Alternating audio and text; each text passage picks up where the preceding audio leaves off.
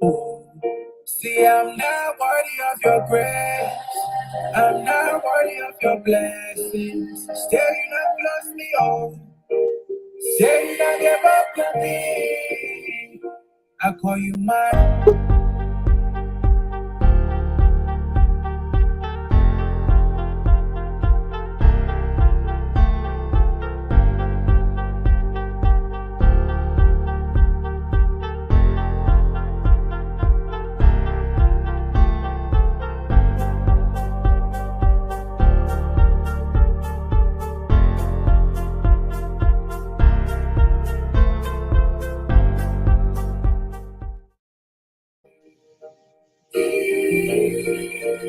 God don't give up on me. God don't give up on me.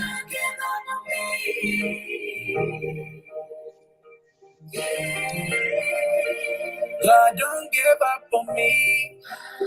God don't give up on me. God don't give up on me. Don't give up on me. You told me not to worry.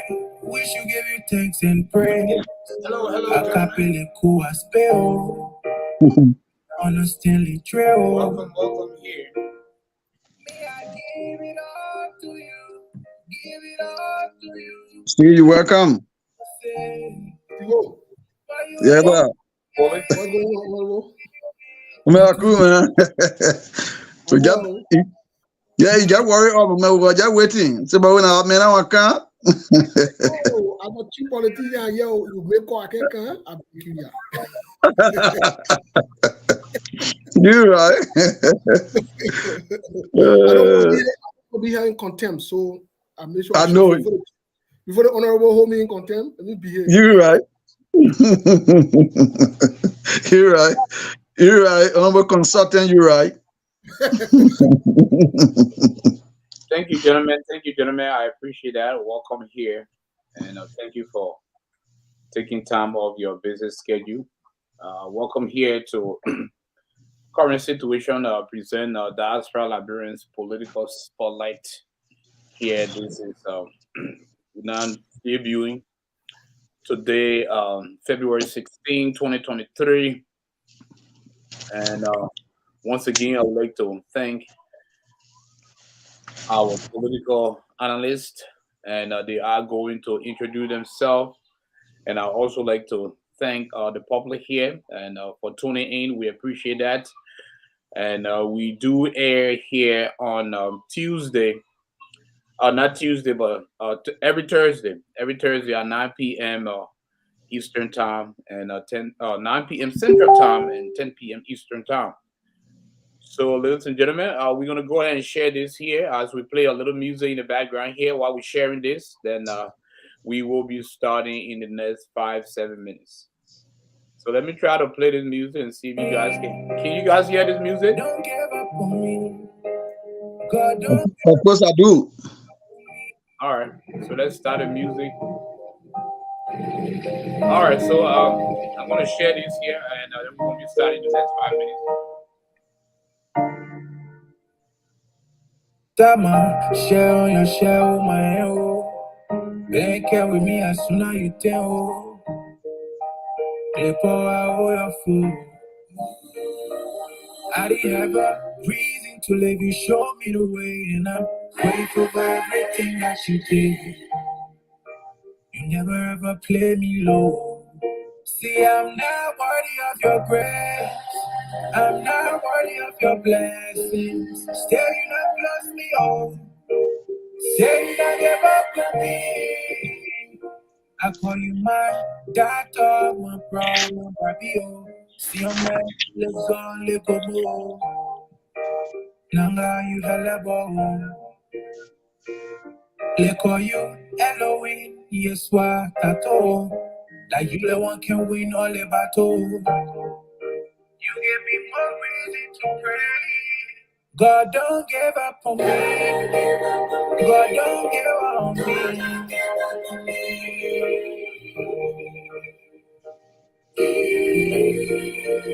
God don't give up on me. God don't give up on me. Don't give up on me. God don't give up on me. God don't give up on me. God don't give up on me. Don't give up on me. Let's go ahead and You told me share not this. to worry. We should give you thanks and Share this praise. segment. I copy the cool I spell. Me, I understand the trail. Me, I give it all to you. Give it all to you. And I got friends to say. Clip on you in a way. You told me call on you. Call on you. Call on you. I just need to kneel and pray. Like you get it for yourself. God, don't give up on me. Don't give up on me. Right. God, don't give up on me. So it's now 06. Don't give up on me. God, don't give up. I like that hat. What that hat say? Don't give up on me. Huh? God, don't give up. See, I like the hat. What does it say? Well, they had. I don't even know what they had to. Right? They has it 2029. 2029. There you go. Yeah, that's good. That's good. Ooh, that's the right time. It's the best time for the battle.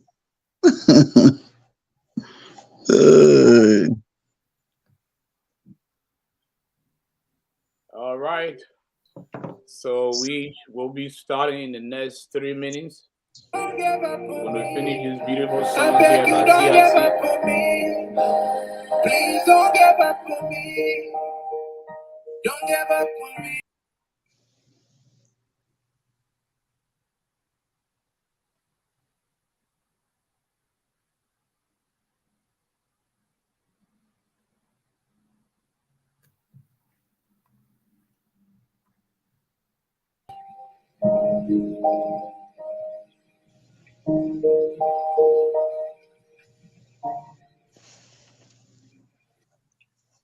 Thank you very much here, ladies and gentlemen.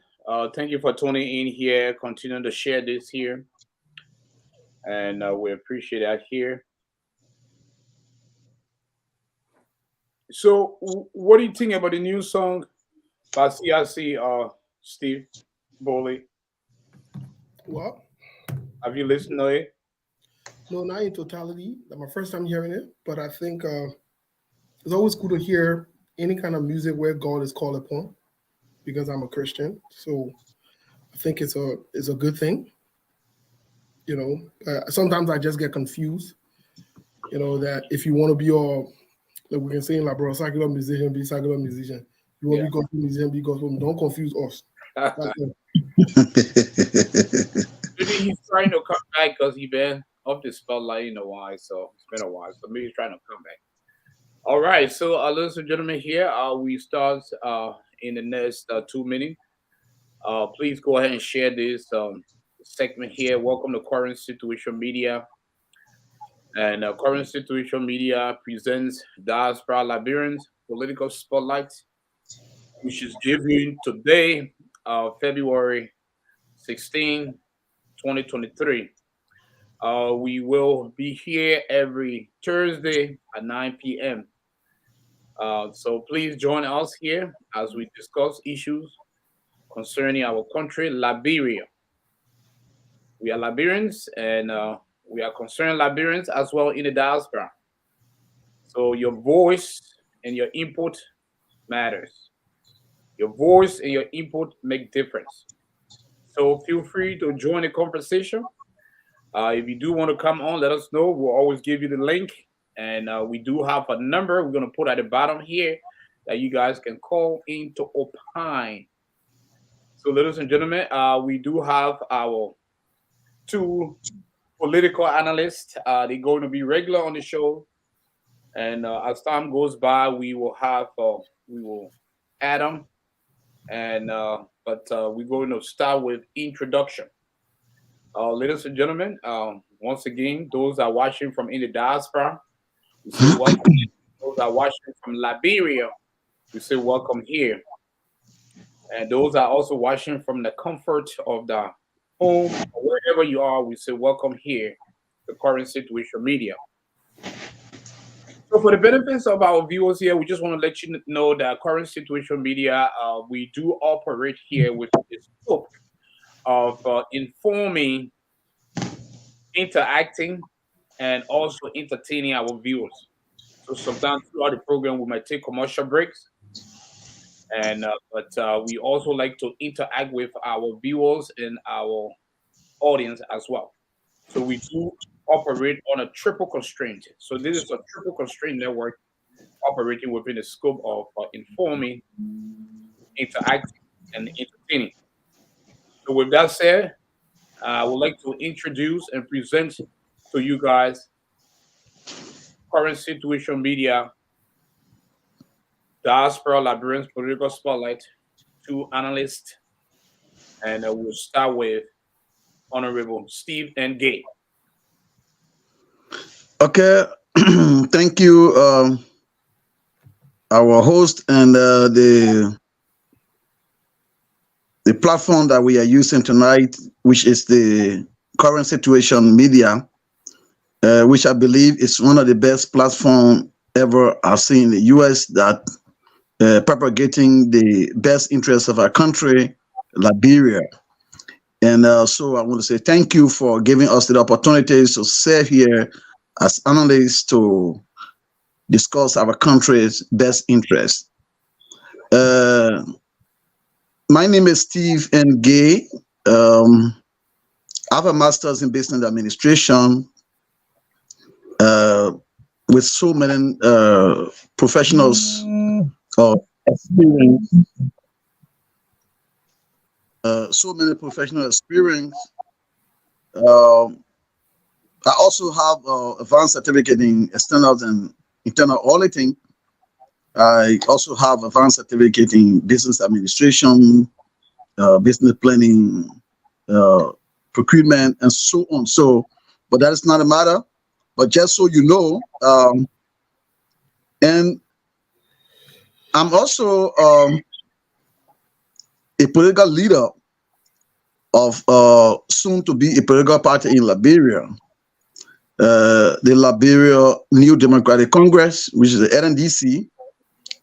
I'm the vision bearer and standard bearer, soon to be. We are in the pipeline to work on that in Liberia. We will soon be registering, but we are not participating in these elections this year. That will be 2029. So we're not going to be discussing that tonight on the show. Maybe in the subsequent time, we'll be discussing what the vision is about and how we're going to go about doing it. And I'm also the analyst, a political analyst for the Current Situation Diaspora. And the platform we'll be discussing is the Diaspora Liberian Political Spotlight. And so I say thank you, Mr. Vincent. Thank you so much. Thank you very much. What an in-depth introduction. And also what a surprise here that you are putting a political party together. And off and on, we will throw light on it and discuss it and get more information on how this political party going to descend in Liberia and how this political party going to, enter the race of 2029. But let's go ahead and welcome our next political analyst for Current Situation Media. And welcome here, and Mr. Steve Bowley. Thank you so much. Thanks to the viewers and the listeners, those that will listen later on. I want to say welcome to Current Situation Media. My name is Steve. My last name is Bolay, spelled Bolay. I'm a Liberian. I live in Phoenix, Arizona. I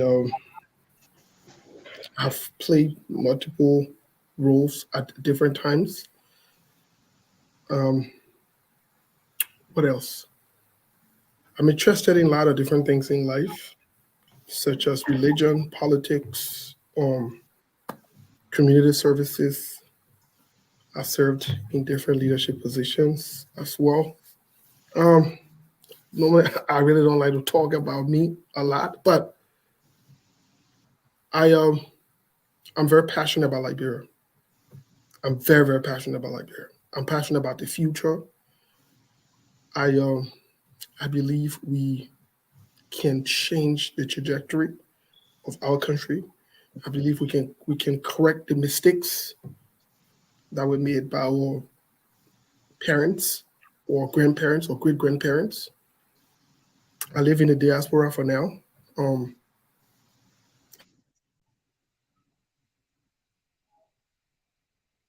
I think the diaspora has a big role to play. I think this year, hopefully June or so, I'll finally be graduating with my doctorate in psychology, general psychology, with emphasis on industry and organization. What else?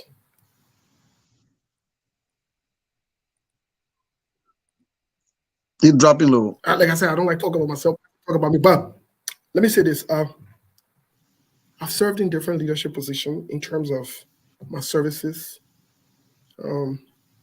Currently, I serve as the Liberian Association president for Arizona.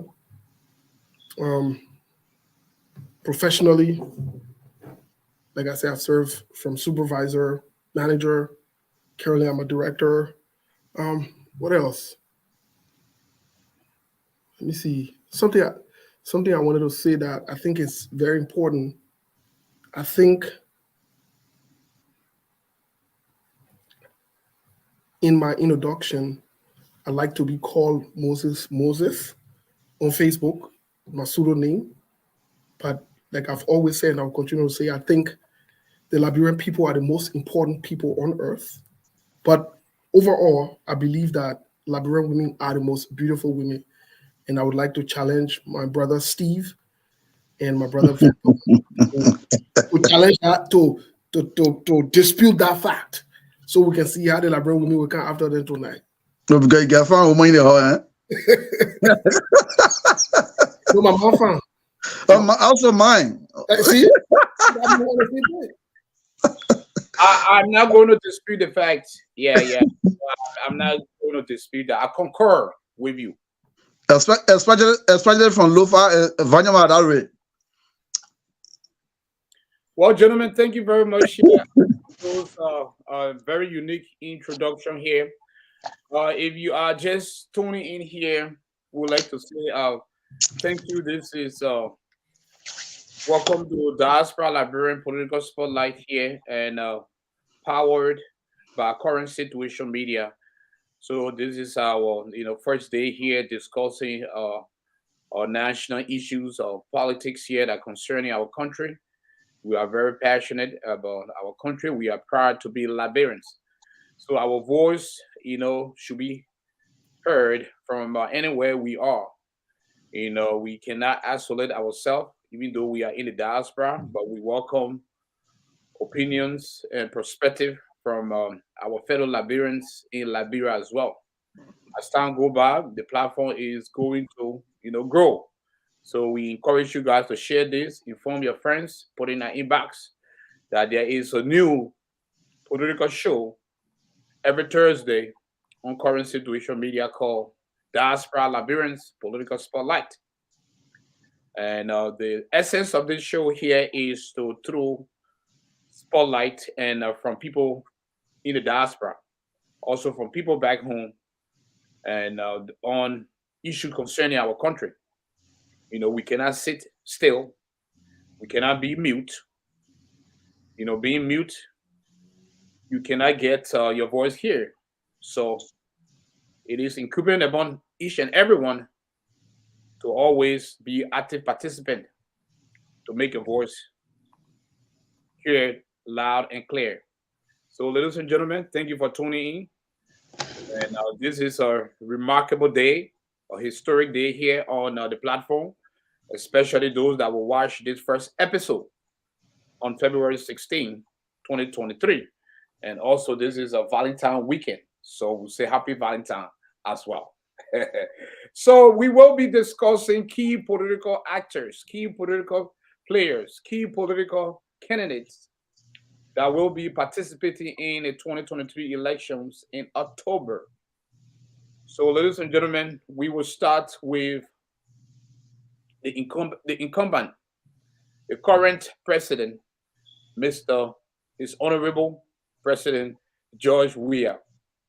So, folks, as we all know that Weah is his first term. He's still enjoying his first term, but it's coming to an end. And any chances of him being re-elected in October? We'll start with Mr. Steve Gay.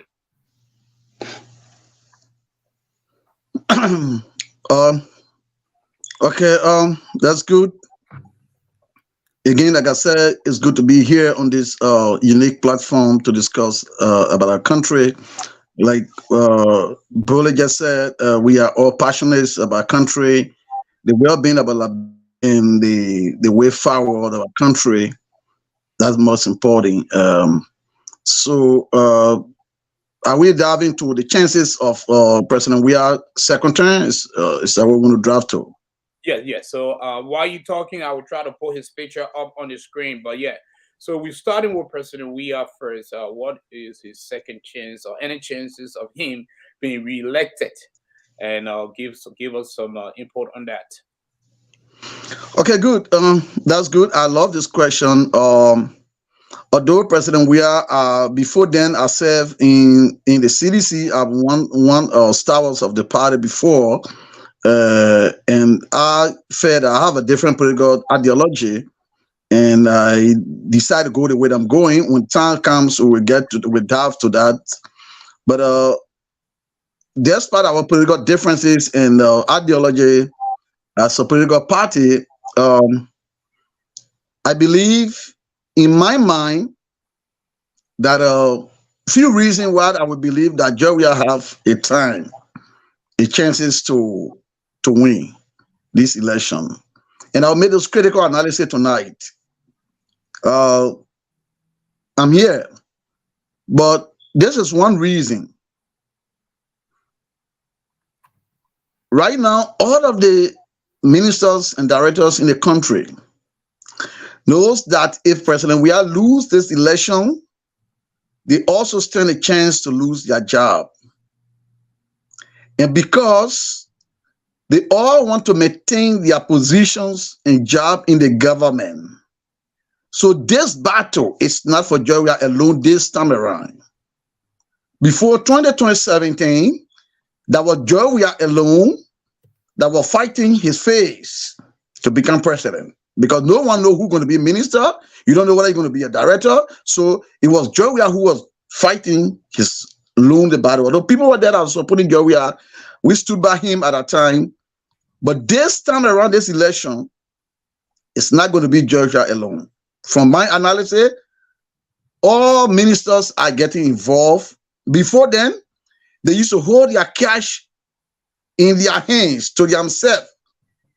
But with the political battle that is rising at the government at this time, all of them are releasing their money in every community that they don't even used to go.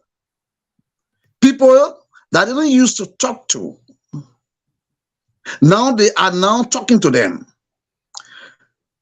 But before then, they used to one of their windshields up and going to work in the morning. They don't talk to people. Now they are now coming back, winding down their windshields and saying hi to people. And get this, don't dispute the fact.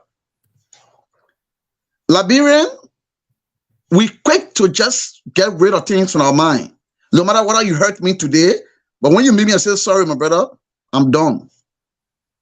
So people will not be looking at what the past leaders or what the ministers and directors have been doing to them. Maybe their attitudes towards them, but as long as they come back to them and say, look, this is a little data I have. I want you guys to be behind me. I want you guys to support where am I. This is what I'm going to do. People are ready to follow. And this is a fact. Liberia politics, the strategy about it is that it will constrain people. It will bring down the mind of the people to make them desperate. So when they're ready for power, they come back to you and give you offers.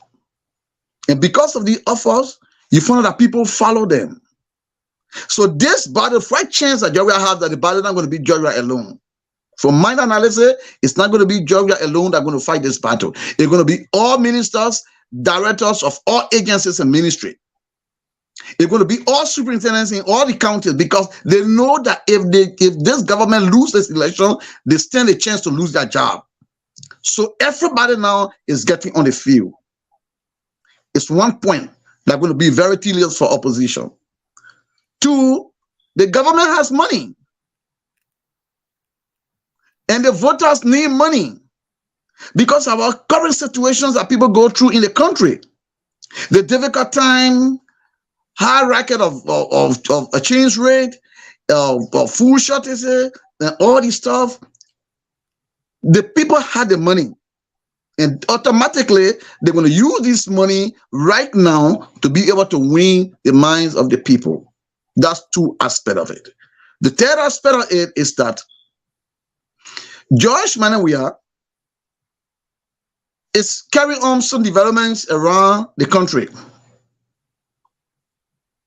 Like, for example, I just witnessed people from Nima County, and they were talking about Georgia construct the road for Ganta to Sunny Codes, from Ganta to Tapetad, and going to Grand Gita. And so people are seeing a little visible things that they can dive into, that they can believe into. That he had a campaign speech. And his campaign speech will be, I'm constructing a road for you from here to Sunny Code. It's on construction. You see the strategy? The strategy is that these projects are now kicking off with speed, because now he will use them as a campaign message and say, look, I'm constructing a road from here to Sunny Code. If you vote me out for now, how possible that these people will come and continue the road? And how do you think that people in Sunny Code don't need road?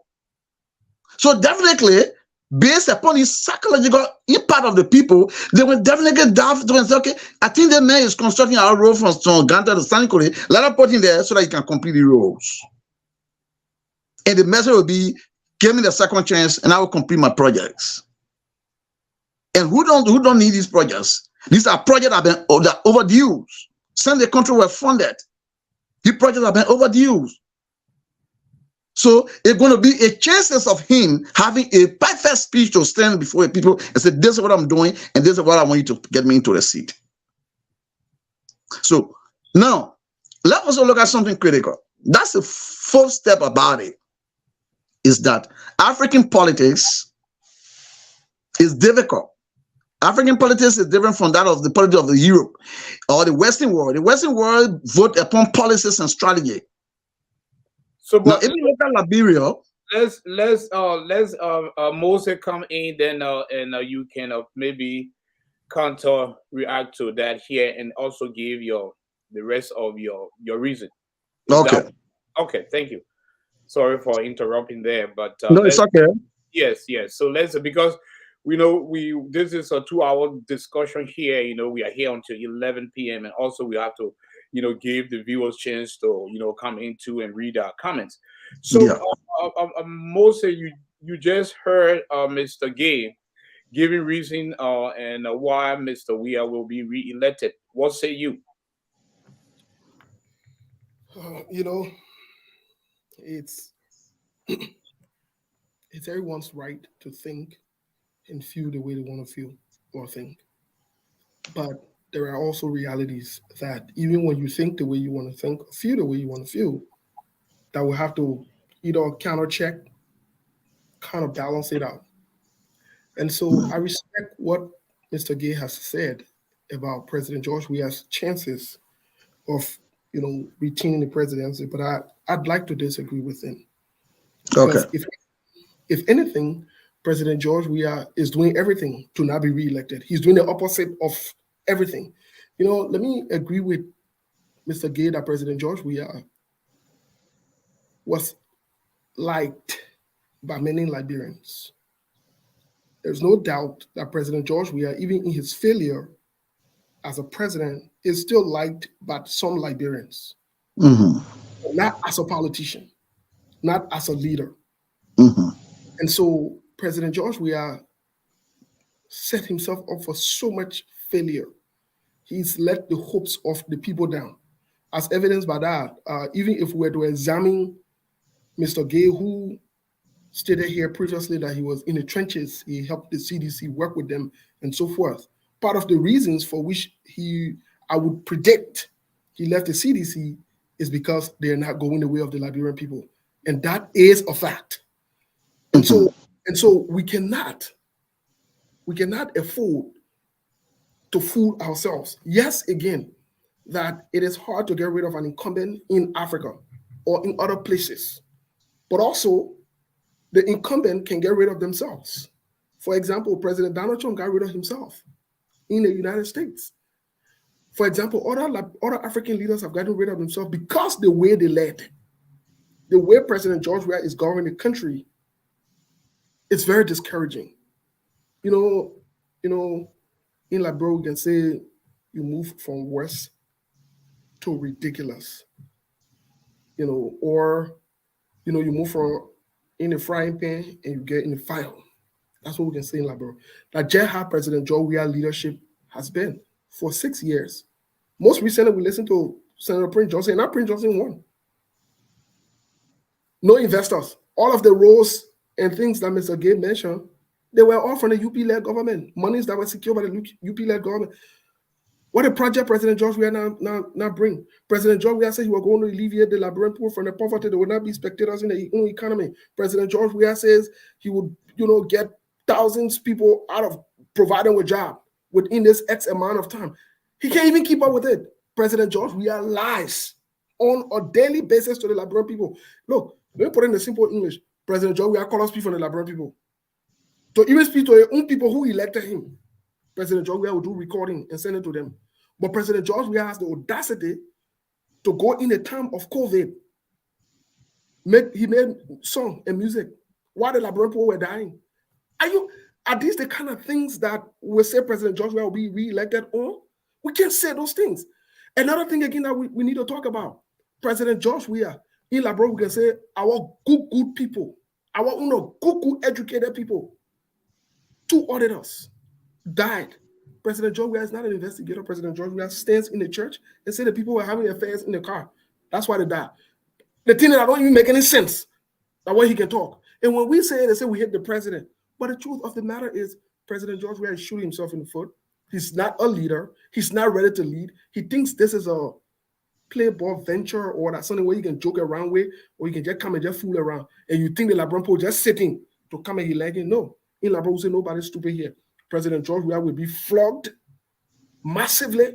Should he run the 2023 elections, he will be flogged. And we've seen the signs that he will be flogged because key allies that aligned with him in 2017 to bring him to power, he can't even keep his own words and promises to the people that brought him to power. Let's forget about the common people. Let's forget about we, the poor people, we, the suffering masses. Let's forget about he allied them. He couldn't even keep the promises to Prince Johnson and the people of Nima County. He couldn't keep the promises to the Alice Talos on a group. Even the what you call the NPP, they still yo-yo around them. He can't even keep his promises to seditious. Seditious suffer to bring President George Weah to power. President George Weah come to power, you know what he did? He silenced them. He brought his board on board. So, I mean, with these kind of things, who told you the Liberian people stupid? In Liberia, say nobody's stupid here. So, this issue that President George Weah will be re-elected, maybe people can just say it to make him feel good about himself, but there is no chance of President George Weah being elected. He's failed decimally and massively. He's failed bigly in my Donald Trump voice. Mr. Gay, what was your position in CDC? Before we go to my positions, let me make something clear here. Yeah, no, I know you will counter-react to some of the statements made by Mosey, but what was your position in the CDC? In the CDC, I once served as the national chairman for all the auxiliary in the three political party for the country. Yeah, and now you are participating or you are anticipating 2029. So why did you leave the CDC? That's a nice question. I think if I will say this question be actually reserved for the time when the day I'm ready to explore my visions and my ideology, and I think because for me because I have a follow up here, because you just gave some reason why President Weah will be re-elected.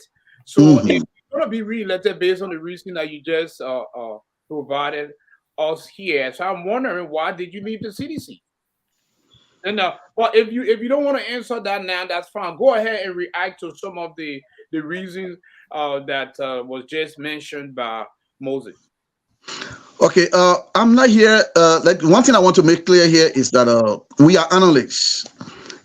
I'm not in defense of President Weah. I'm not going to defend that. I'm not going to defend his attitude. I just look at the Liberian political landscape and the way Liberians look at things. I've been in the political arena in Liberia for a couple of years. I understand how people believe things. You see, Liberia politics is rare by deceptions, and Liberians are still not realizing that deceptions in politics does not work. It doesn't work well for a country, and so people use psychologists in our country to just lead yourself into political power. And so if you look at the way Liberia analyze things, the way Moses, my colleagues were just giving some analysis, yeah, that's beautiful. Yes, that's fine. Because there are a couple of reasons why people say, okay, we cannot vote Weah again. You understand? Now, like I just mentioned, Brother Moses, all that you just said, that's your view. But trust me, the way Liberian think behind there, between you and myself, it's kind of different. Just look at the Arade. Do you know people use cash to give people money and people pull into Arade? We expect that at least Liberians should speak out from this point. Let give a sign to the government to know that we are not happy. But the more that people are saying, okay, this is not good for us, the more you see people pull into it, and it kind of confusing to people. I'm just saying this as an analyst to tell you that those things that get listed are things Liberians are going to capitalize on. No matter what you say about them, they don't care. As soon as somebody come to in the villages, rural community and say, I can offer you one bag of rice, I get the community about this amount of bag of rice, you will see your own people that tell us they're not voting for Weah will be the one going after Weah tomorrow. That's completely disappointing to the country. And this is how the politics in Liberia have been wrong. So people getting adapted to this kind of politics and waiting for election period and convince people, attend as a psychological politics. These psychological politics are politics that play on the minds of people. And so when this kind of politics started, you found out that with the government, I would tell you, like my brother was asking me, I'm not ashamed to tell you why I left CDC. There are so many disappointments. There are so many things that happen in CDC. Yes, which I'm a politician. I can discuss them. But the reason why I want to start fight soon is because I got a long planning. I got a long way to plan. I'm working on policies and strategy right now. I'm not even concentrating on what they are doing. But I have a difference here with them. When the times come, they will hear my voice. And even as they're watching this viewer from Liberia know that this man today is in different political party, is a setback to the party. But they will not say the fact. They will tell you, oh, we can make it, let the man go, we don't care. Okay, fine. But I'm an educated man. I have my ideology, I have the passion for my country. I love Liberia, and I will always go into things that will benefit my country. And I support the government. So I'm saying to Mr. Bole, that this point you raised. Tell us the reason you left the CDC, but we will still be reminding you and to tell the viewers why you left the CDC. Let me bring in Mr. Bole, and one of the viewers said that we should call him Dr. Bole because he's anticipating his PhD. Congratulations. Okay. Yeah, so maybe when we come on the show in the next couple of months, we'll be calling him Dr. Bully. Dr. Bully. But you still might refer to him as Moses, so we still have to respect that. We say Dr. Moses. Refer to me as Steve. Refer to me as Steve, please. Steve, okay. Yeah. Okay, Steve. All right, Steve, thank you. So, Steve, you know, I know you gave some reason why you think this man will be flocked. To use the word flocked, but you know, politics is dynamic. It's subject to change based on the tune of those politicians and what they are doing. Let's take for example. I remember Liberians say to Charles Taylor, "You came a man, you came a power, we'll still vote for you." And, that's Liberian mentalities. And they did. Looking at President Weah, he just assembled maybe I would say over 3,000 to 4,000 people at the ATS. So if Liberians pretty much are not doing well underneath this George Weah administration, and poverty rate is at a higher level, why you think that people will leave their homes? They don't have even transportation going to assemble at ATS. So listen to him. Well, that's a good question. And I like the fact that Mr. Nangwe, Mr. Gay said, the politics in Liberia, psychological, made out of tricks and they play games. That's truth. But I also want to remind our listeners and our viewers that politics all around the world is changing because of social media, because of what we are doing today from the diaspora. The conversations we are having here today, lots of people will watch it tomorrow. Some people are watching it right now. They might not click on it. They're watching it from a distance. They're learning. And they feel empowered when we have these kind of open conversations. And so it's been changing the trajectory of our politics without people realizing it. But people are still in the mindset that the politics is still the same. Let me give you an example. The fact that CDC would even choose to go to ATS in itself tells you that they are losing momentum. They did it out of fear. They had the SKD available to them. Even the CDC headquarters is bigger than that ATS. Why didn't they host this event at the CDC headquarters? But let's forget about that. They can choose to go wherever they want to go. Couple of years back, I believe when Mr. Gay was in CDC, people printed their own T-shirts. People walked under the rain, under the sun to go to CDC rally. Nobody had to tell them that CDC were having a rally for them to come. But Mr. Gay himself agreed with me that CDC had to pay people to assemble. The fact that you have to pay somebody to assemble to show strength in numbers speaks volume. So let's agree. Are you telling me CDC paid those? Yes. Majority of the people that were there are paid agents. They were paid. And in the midst of struggles and hunger and everything, the Liberian men will take your money and go there and not vote for you. 2017, let me give you an example. 2017, Alexander Cummings fill up the place everywhere, red, white. Guess what? Those same people that were walking by land going to CDC, because they heard, we can say Labro walking by land, but it's actually walking by land. The people fill out the stadium, fill out the place for ANC when they heard that Alexander Cummings came and he was giving T-shirt and other things. The people did the same thing to United Party. They put them under the impression that they will vote for them. So in our country, hunger can do a lot of things.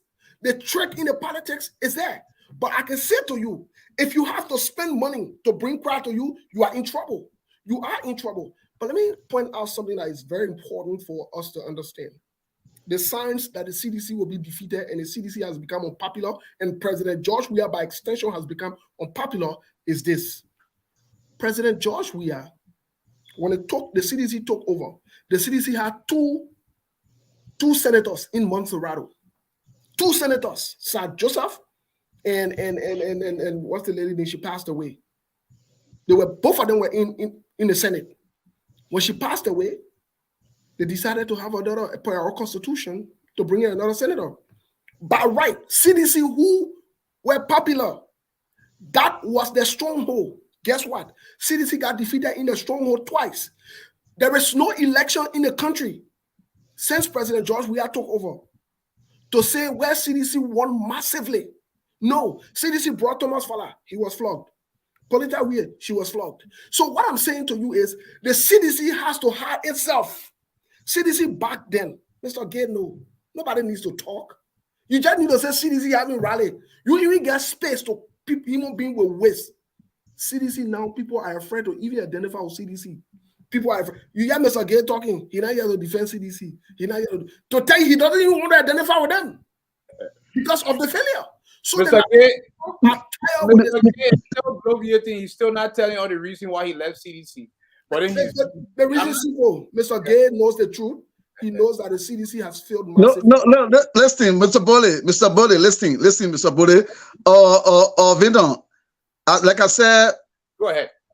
Yeah, my face is too big and my head is too big in about the mouth, and I fear nothing to say why I left CDC, because all of my years I spent in CDC, I never benefited anything from CDC, and I can stand to say. So the reason why I always talking about not being too fast to start the battle is that because I got a long plan. I didn't want to bother my mind with a lot of battle right now at the field, because I got time to get on our field and where I will be able to challenge and know what to say. I know I'm loved by the people. I know Liberian people need me. Since I announced that this political party is going to be registered election commission, I know how many calls, I know how many counters I gave in already to me. I know how many people are requesting to come back home, even now, to contest in these elections. And I said, no, it's not rep. It's not rep. I'm not going to election because I want positions, because I want to make a change. I want to compare other past government, their failures, and where I can fit in. But the truth of the matter is that CDC have its own pitfall. They have its own mistakes, and a lot of mistakes they have made in the past, and even mistakes that they continue to exhibit. And those mistakes, my point here is that how many Liberians are willing to reason? How many Liberians out there where that are willing to really follow up track records? How many Liberians can keep things in their heart and say, look, I'm going to react to this? How many of them think the way you're thinking? And you will find out that, yeah, it's true that a lot of people went into the race, like for Tomofala. I mean, I was the head of Exonerate. Tomofala, you can't go in a race and leave the national head of Exonerate out of your campaign. And I control all the Exonerate in the country. I control all the Exonerate in Monserrado. You can't go in elections and leave me out and create your own or campaign group. And for your campaign chairman doesn't know the head of Exonerate for CDC. So how you expect to win? And I called Tomofala. I said, Bofala, you will not win because you need to meet the Exonerate, their disenchantment. I know it. I'm hearing from them. If you don't come, there'll be problem. Even Tisha was just to be there, the Exonerate did not receive it. They brought another street person to be the head of Exonerate at the time of the campaign. That alone brought disenchantment in all the Exonerate. Why they must remove it from my position at the time to bring street person? And what the man did? The man took the campaign materials and carried in a community and said he wanted to run in district number 2, so he printed on the back of the t-shirt friend of Crippler. So all the other disenchantment. Me, I knew there was failure already. God told him. So there were a lot of errors they made in most of the activities they used to carry on. We will do a follow-up on that here, because it seems that we are observing, or we are noticing that for some reason you are kind of a little bit you left the CDC based on some reason that you are really angry. But we will dive into that. But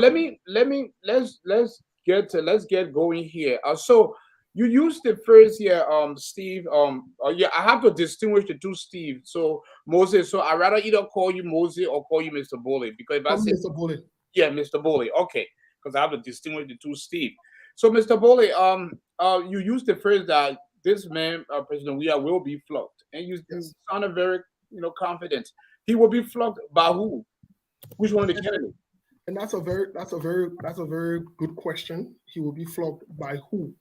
because the issue of flogging in itself, some people might misinterpret it, but flogging are flogging. Yeah. Put it that way. Yeah, no other way to say it. I'm gonna be deliberate about my words. I don't want to be, I'm not a politician.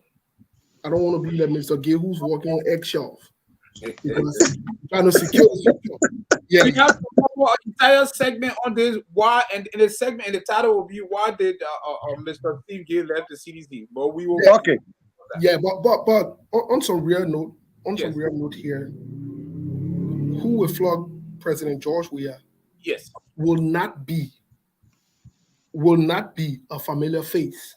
In other words, it will not be somebody who was in the political limelight. Let me say this to you. The Liberian people won't change. And part of our history, and Mr. Gay can bear me witness to this. But give her that person name. Then you wait now. Because if I do that, it will look like I'm campaigning for other people. Even though I'm not politician, but I don't know political engagement and rules. Okay. Yeah, you won't send me on and put me in a situation I can handle. But yeah. Nobody. But anyways, let me make this point. In our history, Liberians have never repeated any political party. They have never left power. Liberians have never brought them back. So that means, from a mathematical standpoint, that means Joseph Boakai is automatically out because Joseph Boakai belongs to the Unity Party. Right. Remember, I was careful to say that the Liberian people will not repeat any familiar face or name because we saw in George Weah popularity. We saw the issue of familiarity as well. So there are two things President George Weah came with: popularity, and he was familiar. The Liberian people, since we are talking about psychology here, the Liberian people want change. Let me be honest with you. The Liberian people want change. And this change cannot come in the context of repeating the same mistakes. No, they can't do that. So I would suggest to the public that it would either be Tiawon Google or Alexander Cummings. It would not be Joseph Yuma Boakai. It would not be anybody else from the old arrangements. No, it will not be. So anybody else from the old arrangements, you can kiss it goodbye because the Liberian people are moving forward. And you know how I know the Liberian people moving forward? The fact that Mr. Gay can even come on here to admit, and I must applaud him, respect him for that, admit that he worked with the CDC in depth. And not only just you were not a fossil, he was one of the leaders there. And it's telling the Liberian people that the CDC failed dismally. That tells you that Mr. Gay is ready for change. So Mr. Gay is telling the people in the diaspora, he is telling Liberians around the world, he is telling Liberians back home that it is time for us to move forward and make a change. And I believe that's what Mr. Gay is here for. Mr. Gay not here to propagate for CDC or to talk about the old thing and happy. No, that's why he doesn't even want to revisit the past to let us know the reason for which he left. He is telling us, let's move forward. And I will have to applaud Mr. Gay for that. That is a good thing. That is a good way to start. I would highly encourage him to continue on this trajectory of change. And change means change. It does not mean chance. Let me come in here. I know he said I was trying to set him up, but it was not. It was just a direct question. I didn't want my brother, Mr. Bode, to beat around the bush here. He mentioned Tiawon Google. Am I saying his name right? Tiawon Google. Tiawon Google. Yeah, and he's from Nima Kante, or yes, he's ornament. Okay. Well, but he did not contest in the last election here. And his chances here, I think, it might be like maybe 5 or 10%. You have to really convince the audience or give me some, some tangible reason that, this man can be, elected, looking at his popularity. I know he been here in the United States, even he been in Des Moines, Iowa. I was supposed to interview him here, but I did not have the chance. And do you think a single political party can beat CDC? And this question for both of you. Let me come here before Mr. Bullock can come here a little bit. For me, I keep saying it, and I will say it again. Yes. That looking at the political landscape and the actors and the way they behave in the country, I still see Nigeria will still be them. Trust me. Because let me say the fact. That's what I'm saying. That's why my political differences and being out of CDC and the way they behave, their actions, their behaviors, so even towards me, I mean, I still see the way those guys behaving. It means that they are still giving opportunity to CDC to beat them. And this is the point. Now, this political party, what they should have done is that the first thing when they started their coalitions, they should do everything possible to keep holding together and remain together up to present. But the first thing that happened to them is that other than a political ego, everybody want to be leader. Nobody want to serve their friend. Nobody want to go down their friend. Everybody want to be at the top. So the first try that they gave themselves to come together as a political party, it cannot hold. That is a menace to them. It's a menace to the opposition bloc. They were not to even allow that split to even take place in their midst. That's another menace to them. Two, the opposition's bloc is not innovative. They are not innovative. Like you want to run a political party. Like in my case, what we are planning to do, I'm going to give an example of what we're doing. I don't want to read out my manifesto right now, but I will tell you a little bit of what oppositions are feeling not to do. Is that now we have the same goal, but in different dimensions. We come from different dimensions, but the same goal. That is, we all want to see Liberia being better. If so, what opposition should have been doing by now, even since the beginning opposition when Georgia took over, it's not about demonstration, it's not about causing riot, because the more they are demonstrating, the more they're causing chaos, the more the investors are keeping away from the country. The more they are also making their own government difficult at the end of Georgia government. So they were to scale down the too much of demonstrations and chaos. What is trying to get involved to do is our plan is to start engaging communities with a lot of small projects around communities around the country, engaging the people, providing some empowerments around the country, providing a little bit of support. If you're giving support to people and then you come and say the people suffering, we are advocating for them, but what are you also offering them? What the difference are you making from that of the government? You don't make no difference. All you do, you talk, and you don't support them, and the people keep suffering. Now, I just get a guy who just launched Entire Suffering campaign. The money you use to launch the Entire Suffering campaign, why not put few women together around all road there and start with small market or without market with people? Why not empower women? Why not use that money to go in counties and empower other women that are struggling? Why not providing scholarship opportunities? Why you can't come back to the US or in other countries that do agriculture? Somebody got hospital beds here that the governments and sometimes put out. Come and lobby for the hospital beds as an opposition. Go and give the hospital beds to the various clinic around the country there that are struggling for hospital bed, that the government cannot reach them.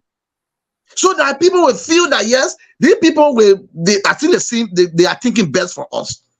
But all opposition does in that country is just talking and the demonstration and talking. Let's bring So I mean, let's bring Mr. Bole in here to counter react to some of your claims here. But let's direct that same question to him here. So, Mr. Bole, looking at the force of CDC, and they've been around for a while. They are the incumbent party right now. You think a single party can pretty much be elected in October? And can you give us some background on Tiawon Google, the guy you mentioned? Sure. To see what he stands to be elected in October? Sure. First of all things are possible in politics. Some things normally they might not have happened, but it does not mean that there's not a possibility that they could happen in politics. It could be possible that the Liberian people gravitate towards one party. It could be. That's something that we wait to see. In politics, I haven't been around. I don't like to restrict or constrict things.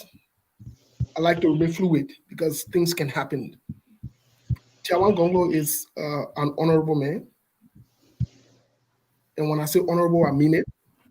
Honorable with dignity and integrity.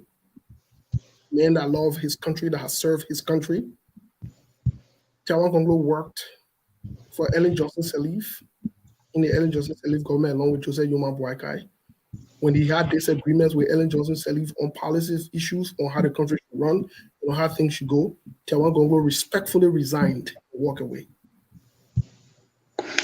He had a good job. He resigned and walked away. Tiawon Google is a pro bono lawyer. He's helped almost all of the advocates you've seen, including me. Tiawon Google has done some work for me in Liberia. What work did he do for you? No, actually, Tiawon Google stood with me when I was going. If you don't want to disclose that, that's fine. But I can disclose it. I was going through a case with, you know how in Liberia they can fraudulently, the Lebanese guys can take your land, they can take your property, and they go and bribe the judge, bribe the county attorney. They just bribe everybody. That's what this guy did. This guy, he didn't want my first lawyer. The guy bribed my own lawyer. So, you know, I met with Tiawon Google. So one would say it's personal interest. Are you advocating for this man? No. I'm not advocating for him. I'm only trying to say some of the work that he's done for Liberia free of charge.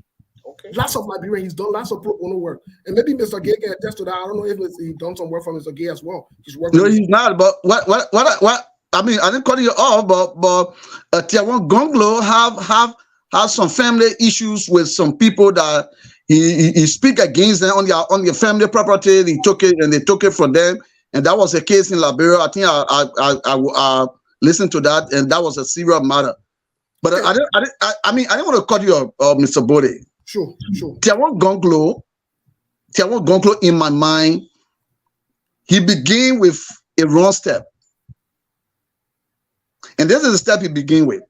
I just spoke on psychological politics and that of deceptionist politics in our country. Tiawon Google started with a broom in your hand, holding broom that he came to sweep corruption. It's not fair because you know that you are tying yourself to the pole. You bring a broom and say, come and sweep corruption. That's this kind of politics you will bring in because you want to psychologize the people to believe that man going to sweep all the corruption from Liberia, which is not possible. A true government will minimize corruption, minimize it, and be straight to it and come down strong on it. It's not overnight. So if you just come and say, I have a broom, I come and sweep corruption out of Liberia, then it means to do it is kind of critical. But guess what? I said people believe in this is how people get into power in Liberia. Like for example, Daro Delon is a light. They print a big light on a t-shirt and you were passing around with it's a light. And that light carrying to the house because it's a light. But say you're being in the house. What have you done? As a light to Maserati County. Well, but these are deceptive politics. We will touch on Daro Delon maybe the next time we come back here next week. But let's focus on these key players. Yeah, let me make the point I was making before before Mr. Gay came in. You know, Tiawon Google, like I said, he's a good man. And one thing I noticed in Liberia is most of us Liberians were deceptive and we don't honor good people. We claim to like good people, want good people, but we don't honor them. Tiawon Google is a good man. Tiawon Google might not be likable only because he's a good man. He stands for what is right. That's it. So on the issue of Tiawon Google, he's a very good man, a very reputable man, respectable man, highly respectable and honored. As a matter of fact, part of Tiawon Google's record, Tiawon Google was one of the people that turned. Tiawon Google was the Solicitor General at the time. That handcuff Charles Taylor and turn him over. That famous picture that you see at the airport, handcuff, and you know that Tiawon Google was there. He made history in that context. So Tiawon Google has contributed to our politics. But here is something I want to say that I think is very troubling, and Mr. Gay keeps propagating this. It's troubling. This issue of doing something for people. and making it look like the government should be sitting down and opposition doing the government work is problematic. That's a sign that we're not holding our elected officials accountable. When Mr. Gates supported President George Weah, he can tell us what President George Weah did for the Liberian people. When President George Weah was senator, he can tell us that. There is nothing President George Weah did. So for him to want to use a measure where in the opposition, when they want to do the retired rally, does Mr. Gates know that protests, rallies, and other things that people are constitutional right? Does he know that? Of course, I agree. Should not protest, and they were doing too many protests.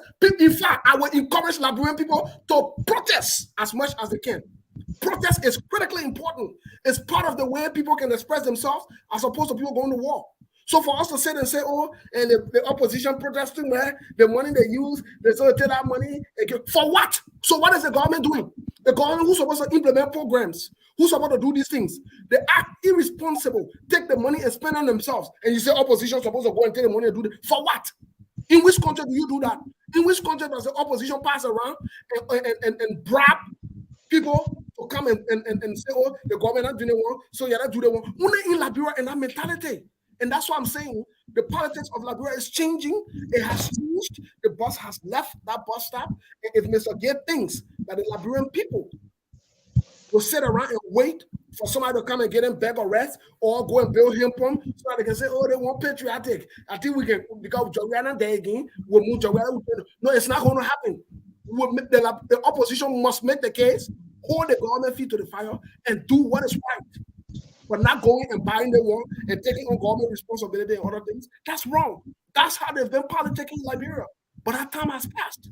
So I can say to you, the opposition is on a red trajectory by holding the government feet to fire. No opposition should pass around and go buy anything for anybody and do anything for anybody, because you know what? This is what they have done in the past.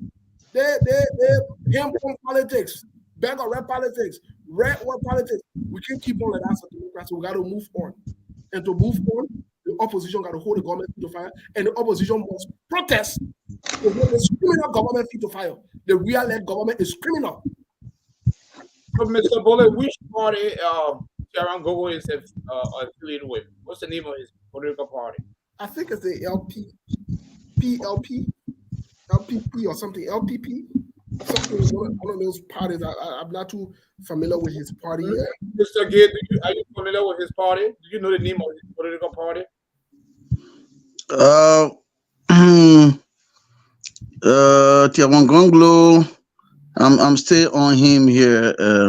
Okay, so while we're working on that here, let's get our audience involved, because as you all know, current situation here, we operate on a triple constraint that very interactive here. We inform and we entertain. So we like to engage our audience. Our audience is always part of the conversation here.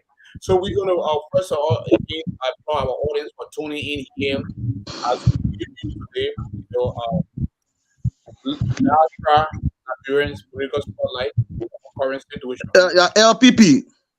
Oh, what's it? Liberian People Party. Liberian People Party. Oh, okay. What's that noise in the background? From who's is that you, Mr. Bullet, or Mr. Gay? I'm hearing a big noise. Somebody got fan on or something. Okay. No, for me. I'm all clear right. Here. All right. Let me put you guys on mute and see here if that noise will still continue. All right, let's see. Oh, I think that Gay. Yeah. Me? Yeah. Something on either the fan or the AC, something on. Yeah, like somebody banging something in the back. I think that noise is coming from you, because I just put you on mute, and you see that noise is it went away, right, Mr. Bowley? Okay. I don't know, but anyway, but it's okay now. Yeah, it's not too bad. But let's engage our audience here. You know, we still have some key players to discuss. We still have to discuss Joseph Boakai and those other guys here, as Cummings too. But let's engage our audience here. So I'm going to read G. Gwen John Smith here coming here, and you can respond to that here. Can you see it on the screen, Mr. Gay? You saying what? Okay. So she says that CZ was working and demonstrating for 12 years. What was the projects that impacted the people's lives before 2018? Which one of you want to answer that or respond to that? Oh, okay. For me, I'm speaking logically. What I have to say is that they were not having projects. That's quite fair. But listen to what happened. If because CDC didn't have project at the time, doesn't mean that if I'm vowing to be a stand bearer or a political party in my country, then I cannot provide a support to my people. So I mean, if opposition choose not to have a project, it doesn't mean that your project got to be. You have to. It's not a criteria. I want the audience to understand that it's not a criteria that before you become a political party or before you become a stand bearer, you must have a project. No, that's not a criteria. But I'm saying that the more people play with people's mind and not providing the kind of support we want to give our people. For me, I would prefer that changing the dynamic of our politics is not to always, create confusions or chaos, but rather to see the way forward in how we can support our communities. So for me, that's my point. So for me, I was saying that it is also good while you are also demonstrating. It is also good while you are exercising your fragile, but it's also good in the sense that if we feel that our people are suffering, then we need to also contribute from our own side in order to let the people know that indeed we are winning them over to us. While in the process of talking, it's not just doing project, but you are also talking, you're also demonstrating, but you're also giving some support to people. So it's also better that in my mind, that's what I mean. But it doesn't mean that there's a criteria said that they had to do a project before they become a government. No, it's not what I'm defending.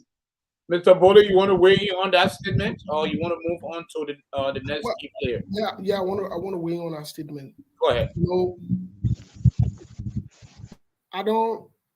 This is why maybe I can be a typical politician, me personally, because these deceptions. There is nothing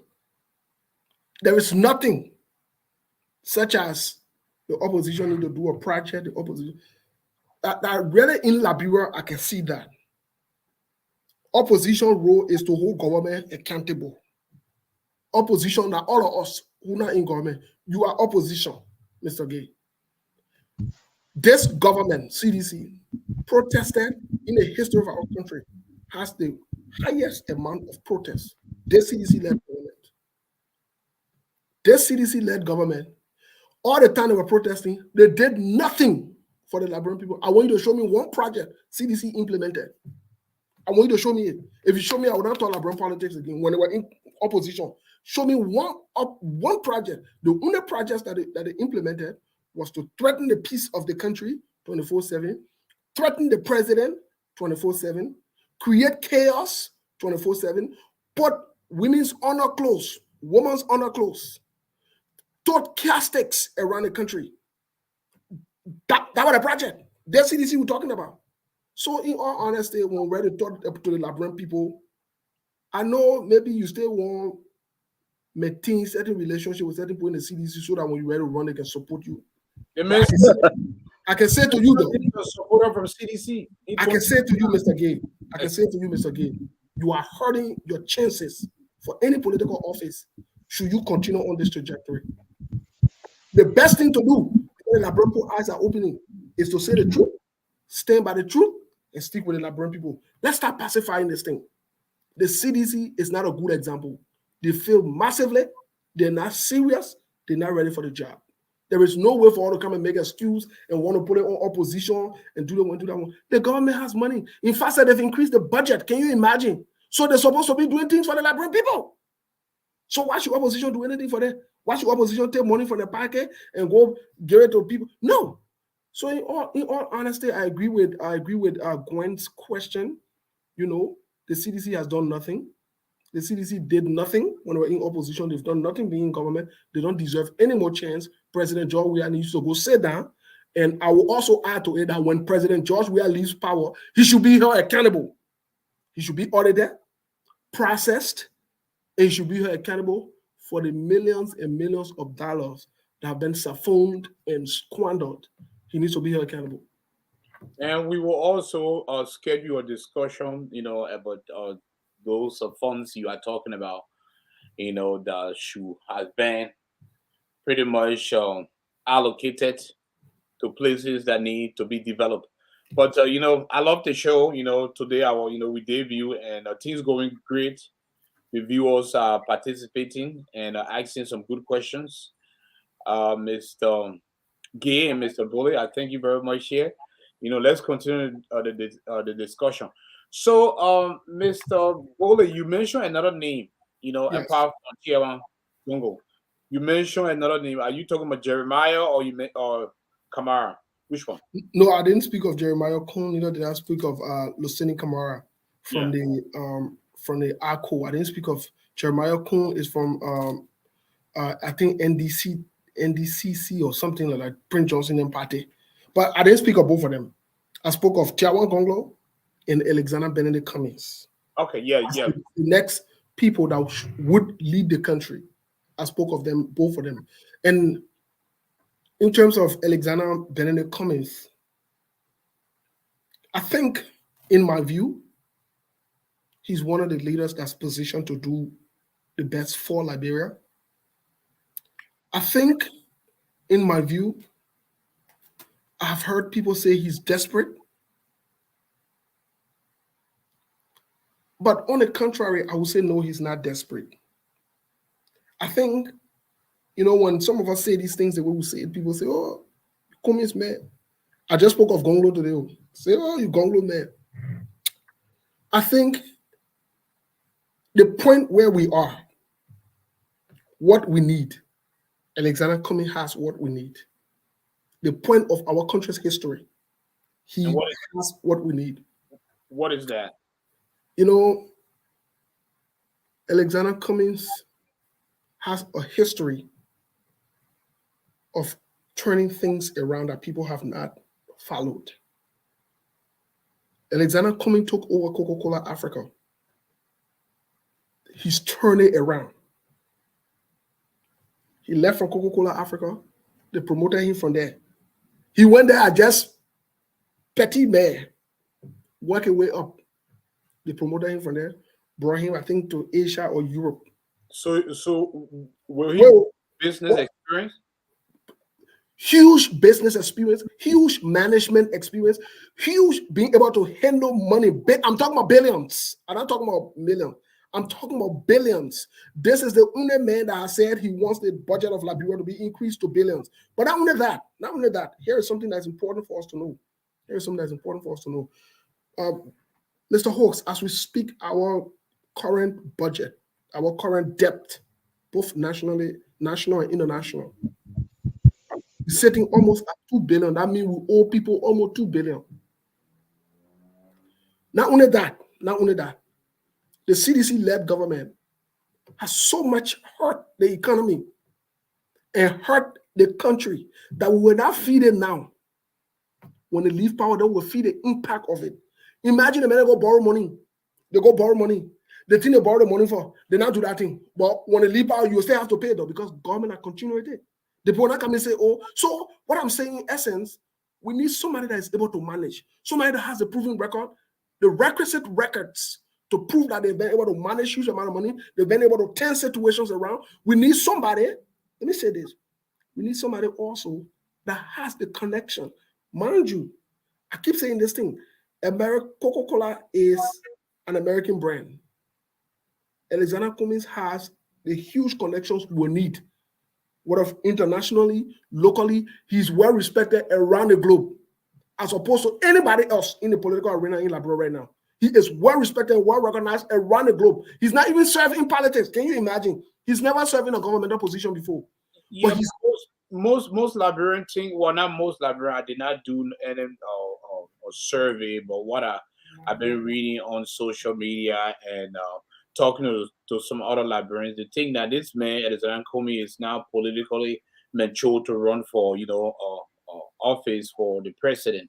I understand with his management skill, his business skill can change things around. But look at what happened last year, the last election. He came his percentage of people that voted for him was 7.2%. His stronghold is basically Maryland County. Look at the difference. Joria won 14 counties out of 15 counties in Liberia. How can this man, beat CDC? What is he coming with? So those are good questions. Those are very good questions. The first thing I want to clarify is, I believe he's most suitable, especially the fact that he's never worked in government. Right. Because if you flip the coins, the result we have today is based on people who have worked in government. All the experienced politicians, all the experienced guy in politics, they've led the country here today. Today, what we got? We don't need politicians. We don't need people who understand the politics of Liberia, because these people who understand the politics of Liberia, they are no good. But let's come to what he won. Alexander Cummings comes in the election for the very first time. There has been people who has been in the election before. He came 5th in the entire election nationally, right? Yes. This is his very first time. Not only that, I think he came to the election either 24 months or less than 24 months to the election. He registered to run. So this tells you that he did well, that even some people that have been running for office years that got political name recognition in the country to come 7 or to get 7%. That's a huge number. Better than you who've been running politics, who's new in Liberia, never achieved that number. There are other politicians who's been there, who's been running, they've never achieved that number. What I'm trying to say in essence is this. We need a change. And a change cannot be, I'll say again, it cannot be your typical politician. They understand how to maneuver the country. They understand how to lie. They understand how to play trick, how to be deceptive. Like Mr. Gay said earlier, they know how to psychologically cajole the people. We need somebody with a total different mindset that is not a politician, that is able to handle this country, able to manage finances, able to ensure that they bring investors, can be trusted by our partners to bring investors to the country. And I think the only person that sits there at this point would be either Loseni Kamara or Tiawon Google. Anything else, we're going back. Let's hear from Mr. Gay on Loseni Kamara. What is the chances of being elected? Any chance of result? Thank you, Mr. Bole, for your deliberation. I believe everyone have his own political analysis and views, especially when we look at, for me, tonight, I speak holistically. I will not be speaking, subjectively, but I will be speaking objectively, because I know I'm looking at points. I'm not going to speak on how I feel about this person, but the fact of the matter is that, like, if you look at what is going on right now in Liberia, I just gave you what are the reasons and some of the dynamic of our politics. Cummings, with the issue of Cummings in Liberia had a society. I'm making my analysis again because we are analysts. For me, I'm looking at critical analysis. If you look at how you hear from people and the way Liberia feel and the cultural practice of our country, then you have Cummings having problem already. The problem of Cummings here is that although Cummings have most of his strength in Maryland, but Cummings' problem is our cultural practice is that with the issue of gay that is wrangling around him all over the country are something that discouraging a lot of people, because I speak with a lot of people in Liberia. It's one of the things that he needs to really address. And if it's true that indeed Cummings is kind of in the habit of that kind of practice, then trust me, it's different from our culture. So if it's different from our culture, then it have a serious setback to a political ambition. Let me hold you there. Are you saying that you support gay marriages or yourself? Of course. That have been the major fighters of everything in Liberia about Cummings. Do you have? I'm saying these are information circulating around Cummings in Liberia. All right. But you so you need to. Yeah, he need to address those issues because it is against the culture of the country. And if it is so, then it affects the political ambition. With all the good idea he have, but people will use it against him. So for me, that's my point. He's a good man. I not interacted with him. But listen, Cummings political party. Let me tell you some history about my time with those guys. I ran around most of the guys.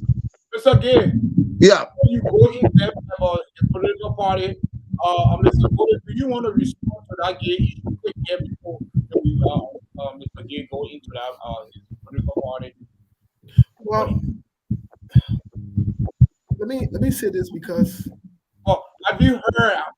Because I have heard it too. You know that he kind of support gay relationship, gay marriage.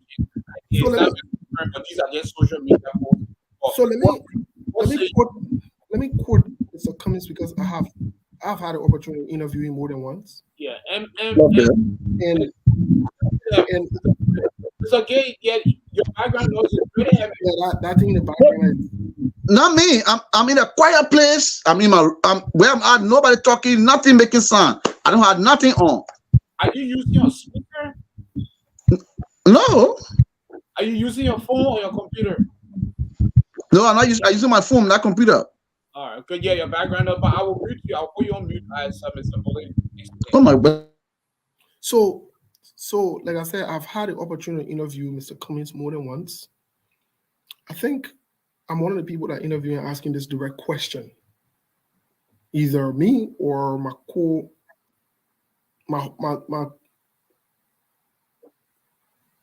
co-host and Big Brother Siku ask him this question. Either me or one, I don't remember because it's been a while now. And this is what Mr. Cummings said to us, to the Liberian people, in the Liberian way. If you think I'm gay, then I know he said you should bring your what, bring who or whatever it is. Let me say this, Vinton, and let me say this to the Liberian people. It's okay for you to choose not to support somebody. That is okay. But it is never okay for you to know the truth and lie on someone in the name of politics. It's never okay. It's never okay. So I've heard from Mr. Cummings openly. This question I've been asked more than once. And he's refuted this. He's refuted it on many occasions, many times. I mean, based on where I've been. I mean, not only on the internet like this, face to face. Most recently, we're in California. I think in December, we're in California, and the same question was brought up in a town hall meeting. And I was hosting the town hall meeting that day.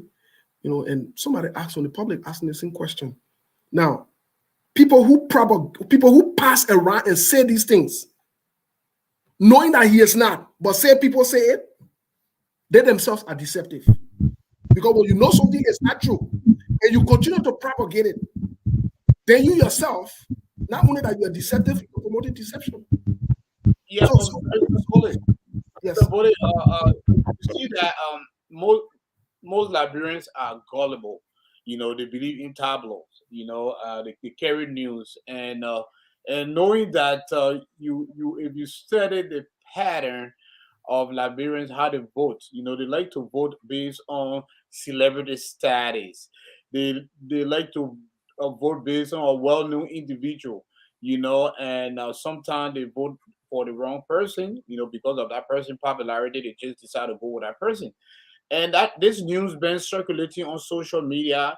We understand that people fabricate graphics sometimes attaching to another man, but this stuff will come on. Campaign is getting closer. This is going to resurface. How Mr. Comey is going to defend that? Is he going to just not talk about it? You don't think that will affect his? No. He's always, since I've been listening to him, anytime this conversation comes up, he's always stated the same thing that he stated over and over. So then my question to Mr. Gay, let's forget about what people say. Does he believe Mr. Cummings is gay? Are you asking me? No, I'm asking Mr. Gay. Mr. Bole, I have been having the opportunity to interact with Mr. Comey. Do you believe? I had the opportunities. If I had the Yeah, if I had the opportunity to act to it, I would still pose the question to him because I know with all the good ideas, this will also affect him. That's for me. That's my analysis. No, you never answer my question. Do you believe it? But I'm saying I'm not interacted with him. Have you read anything about him before? No. Have you read anything about him before? No. You've never known anything about him? No. So the only one you know about him that people say he's gay. No, Mr. Bole, Mr. Cummings being an entrepreneur, he managed Coca-Cola factory. We know a history about his entrepreneurship in the outside world, which we understand. But when these things come out, like my point I'm making, Cummings have to be silent to that. Cummings need to respond to the issues so that people perceptions, because lack of information, people disseminate, insinuate. So what I just told you just that I've interviewed him more than once, and this is his response. Do you believe what I've said today? But did he say no to that to you? He said emphatically no. I've said it more than once. He said no. Okay, good. So do you believe what I said today? Good. If no, listen, Mr. Bole, if Cummings said no, that is not true, then I'm good. Because for me, do you believe it? Do you believe what I said today here? But that's what you said, Mr. Bole. That's what you said. He said you interview him and he said no. So I hold it. And I'm I asking accept it. No, but I accept it, Mr. Bole. Okay, so does that mean that going forward, because you accept it now that he's spoken to this, whether people say or not, you are not going to be one of the people that will pass around and say, because when you say it too, or when you continue to go with that notion, whatever people say, then I mean you yourself promoting it. Mr. Bole, I will not run with issues that I don't have clue about.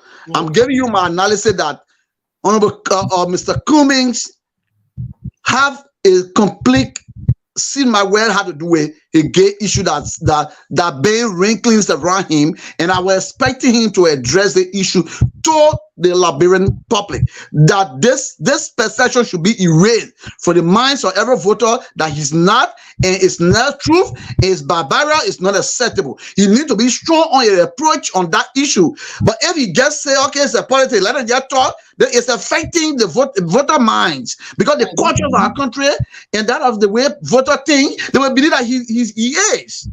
I agree with you. Yeah, they will believe that he is. So you need to be strong on it. It's not just telling you alone, but by now coming, you are good on it and be born it and be strong on it, have a press statement on it, and tell Liberian people he's not that caliber. Because trust me, when that hit of Grand Judah County, they will say, wow, that's not our culture. What woman, man go with man? When it hit Maryland, or Grand Bazaar, everybody will start feeling discouraged about it. So that's true. Yeah. This year, I'm not sure you know, this is one of the people here in Nancy. Does he say, Molu said, Weah is a first grade. Or you need to mention that also. Mr. D, are you okay? You said that I've heard that Weah kid at a first grade. That's true? Yeah, on the internet or was his kids? He said he kissed a Carol Gray. Yes, according to Mobile Molu. Yes. Well, I come back to the same issue of, like I said to Mr. Bully. I was not there. That was also said, and it was also denied by Jeremiah at that time that it's not truth. It was also denied by Akara Gray that it's not truth.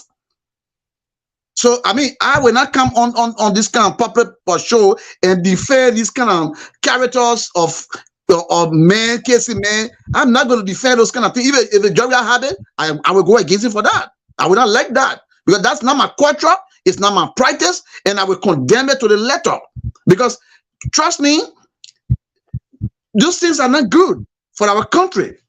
And trust me, I'm saying that today. Watch this word. This is what affected Robert Selly doing the senatorial bid. Robert Selly, the information about Robert Selly in Liberia was Robert Selly was a gay, and everyone that Robert Selly was recommending to his mother for employment was the one Robert Selly was going on with. That was the information circulating the entire airline, the other airway in Liberia. Robert Selly did not respond to it, and he went to election with that. You saw what happened to him. They turned against him because Robert Selly is a gay. Whether it's true or not true, you have to be strong to speak on that. Because this information is not suiting it. We are not in the Western world. In the Western world, it doesn't matter. But for our culture, our cultural background, we don't know that, and we are against it, and nobody will accept that in our society. That's my point. So we Moru saying that President Weah case Akaragwe, that have been that between what they have said. But I'm not here tonight, like I said. I'm not a speaker for CDC. We are making political analysis of our country. I want the viewer to get it clear. We're making political analysis of our country. So I'm not here to promote opposition. I'm not here to promote or the president, but I'm here to speak what the fact lies. With the balance of how can this person succeed, how can the person not succeeding, what the person. So we are looking at so that people, the viewer, will listen and they make their own analysis. So I'm not representing any political party except my own political party. I'm not representing the government. So let people get it clear. Instead of posing questions to me about CDC, I will not respond to them on those issues. Or you can still be objective in your response. Especially you was part of CDC before. Of course. Yeah, but not in every activities that you are part of. Because one thing is that what I did in the CDC world, when I sponsored the National Auxiliary Network in the country, nobody gave me money to do it, but I did it on my own, and I brought that platform to the party. The National Auxiliary Network of the coalitions, I brought the platform to the party, and I sponsored it by myself. But there's none things that went on that means Steve is going to be part of. No, for me, I believe in real sincerity. I believe in my character. And so I maintain it even in the CDC up to present. I maintain my character and I remain who I am. There were many times, on many occasions, there's already, in fact, went to a meetings and said, Mr. Gale, we need to go to the way and hold placard because we have been denied job and opportunities and all of that. I told them, no, not under my watch. I'm not going to fight any government because I know exactly I have an ambition. I don't want to start battle very early and die before arrival. I don't want to be there before arrival. No, I know where I'm hitting. I know when I will hit the political field. I know when people will hear from my mouth. You are setting the stage. Yeah, I'm setting the stage. So I'm letting my brother know. But I also coming up current situation we are here being a analyst and getting off of exposure to people in the diaspora. Because on one thing that for this show being given tonight, people want to tune in, don't want to be discussing, national politics. Yeah, but the sound, the noise is coming from your end. I don't think I mean. Okay. I just put you on mute. So, Mr. Bowley, can you hear me loud and clear? Yes, I can hear you. The sound is coming from him. Can you hear noise in my background? No. Okay. The sound is coming from him. Yeah. So let me unmute you. So now I unmute you. So there's something that maybe play with that noise is on your maybe phone. But if I have to let me ask. Yeah, you can mute me. You can mute me. Put me on. Yeah. Okay. So, Mr. Bully, let's go here because of time factor here, let's go to Joseph Boakai here. So looking at Boakai here, the last election here came 28.7% in the first round, during the last election. And in the second round, he came 38%, And now this man is 78 years old. He has some leadership experience. He's flying around the world. He was in the United States. Mr. Costa was pretty much, seemed very close to him. I don't know if Mr. Costa is his personal bodyguard or Costa is maybe, want to be his running mate. But he raised some money on the East Coast. He's going as a single political party and UP. So what is his chances of, maybe clinching the election? Because a lot of people think that he will flock. I will use your word. He will flock George Weah.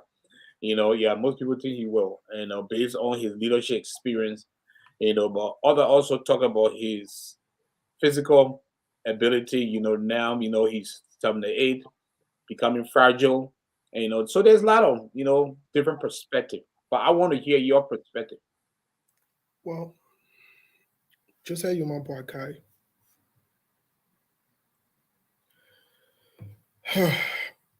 Is a questionable enabling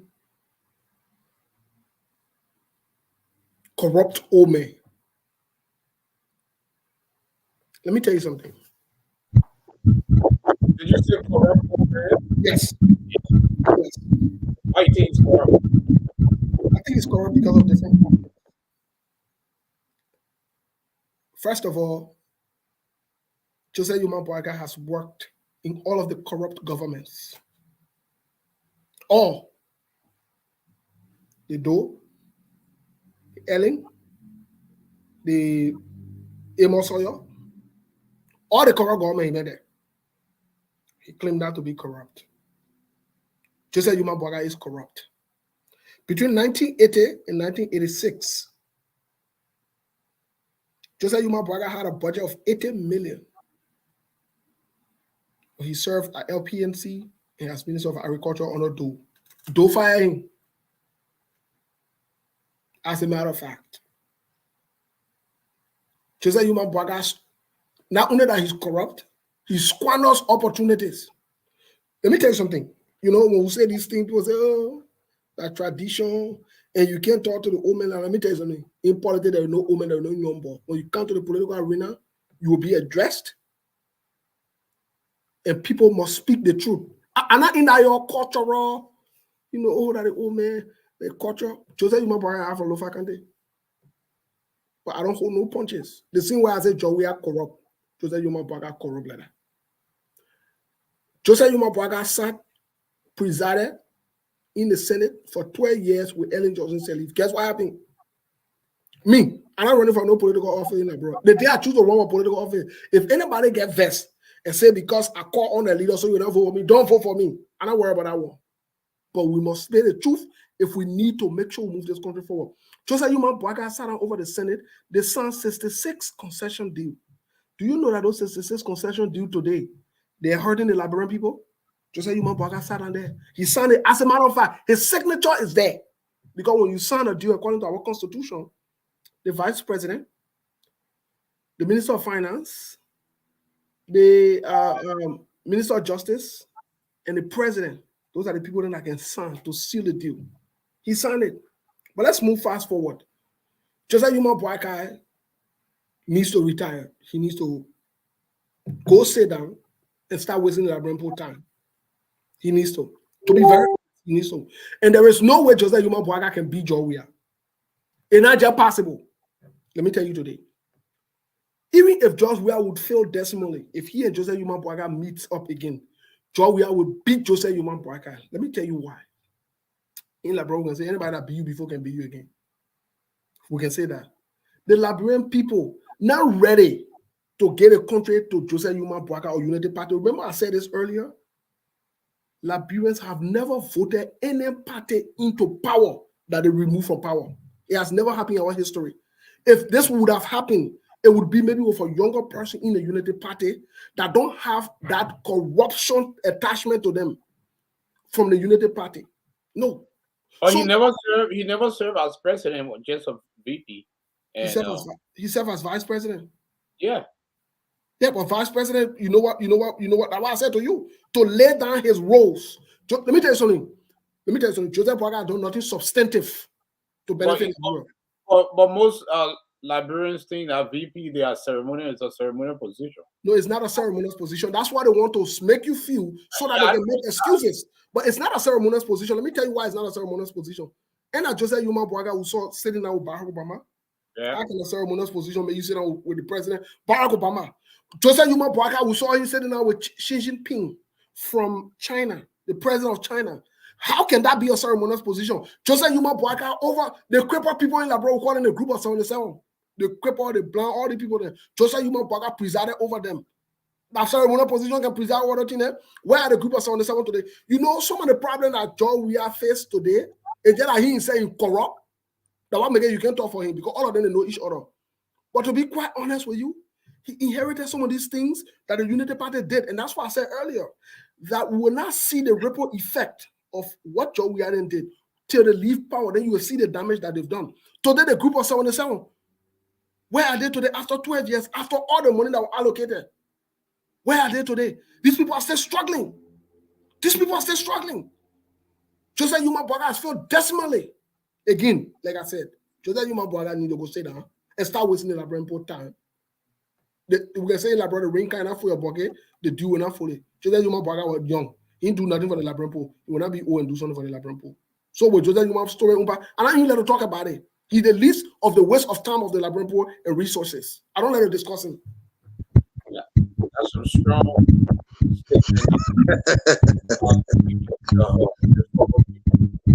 let's hear from Game.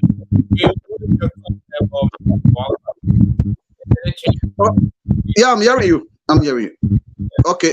Thank you. I think I love the interaction tonight. Thank God we be the different diverse views and ideologies and all of that. I love the kind of interaction. Like we are not all now leaning one side. We all got to be in different sides so that we can push the ideology together. And then we found out that Brempo will make the judgment in all of our analysis and critical analysis that we are making. Like what my colleague said, Bole said. I mean, for me, I want to buy everything he said, simply because, Joseph Yuma Boakai. Let's look at the way he think. Right now, Joseph Yuma Boakai cannot. He didn't have the energies. People of their age are in other countries are thinking about retiring from their positions. The war is integrating. Young people are coming up as smart and energetic with the zest, with the zeals of promoting the country, of making things impact. Like the whole world now is going a digital lives. It's not about Joseph Boakai being an old man sitting there and cannot even read something on computer anymore. He cannot even sit on one seat for more than 2 hours, 3 hours and discuss national issue anymore.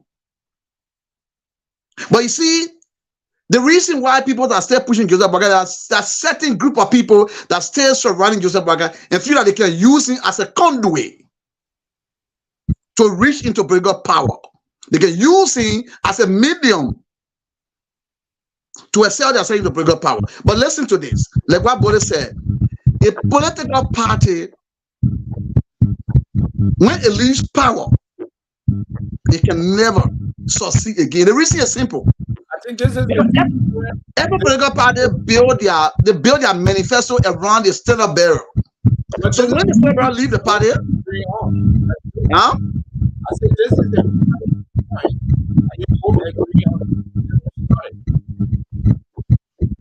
yeah, so I just want to buy the ideas of Bole. I know Joseph Boakai cannot be a president of Liberia that people need. Joseph Boakai should be an advisor to our country now. Should be at home where people seek wisdom, where people go to for advice. But not to become president of Liberia. With these allegations and all this stuff that surrounded them.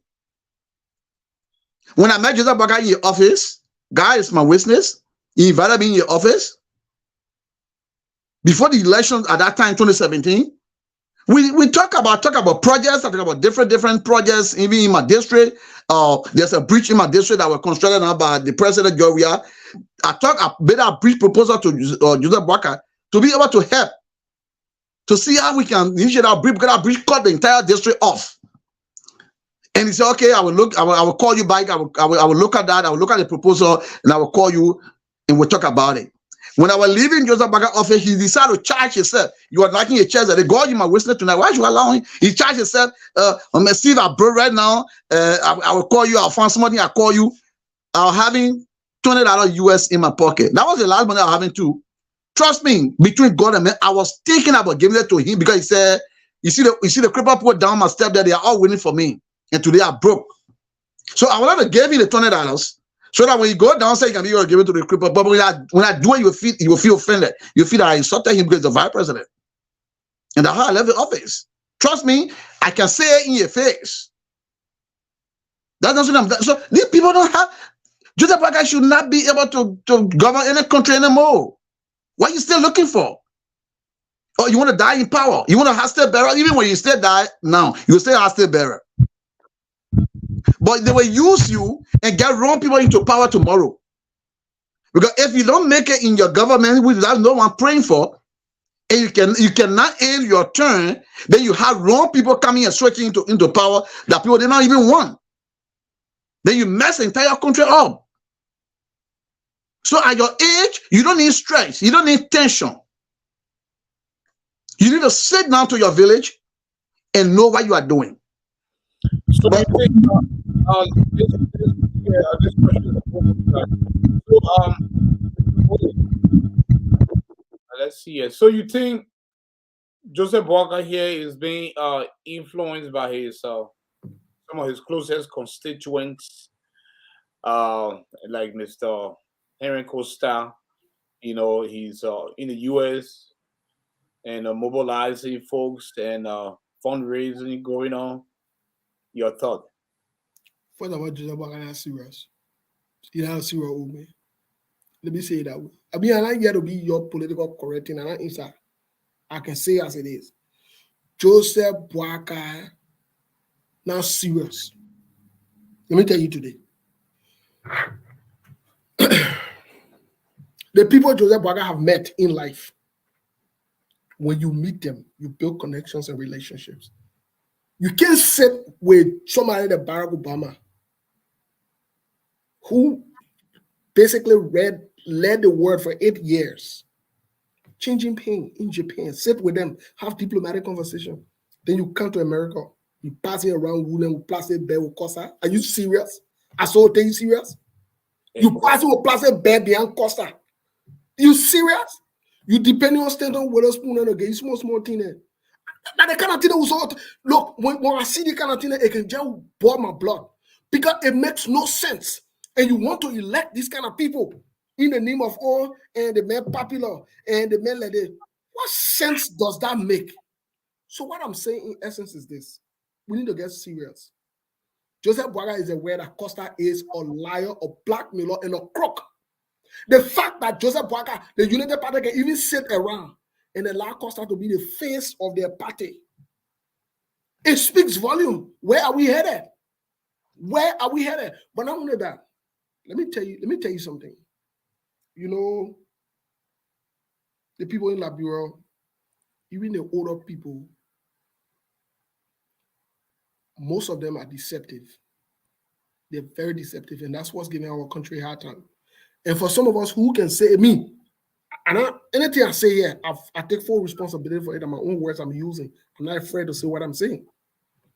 If we are making any kind of serious judgment as a nation to move forward, Joseph Boakai and Weah, they don't need to be part of that conversation. They don't, both of them. They are unserious people. They have mismanaged their own lives and their own resources. They've mismanaged the country. Joseph Boakai has mismanaged the country money. Here, Ellen.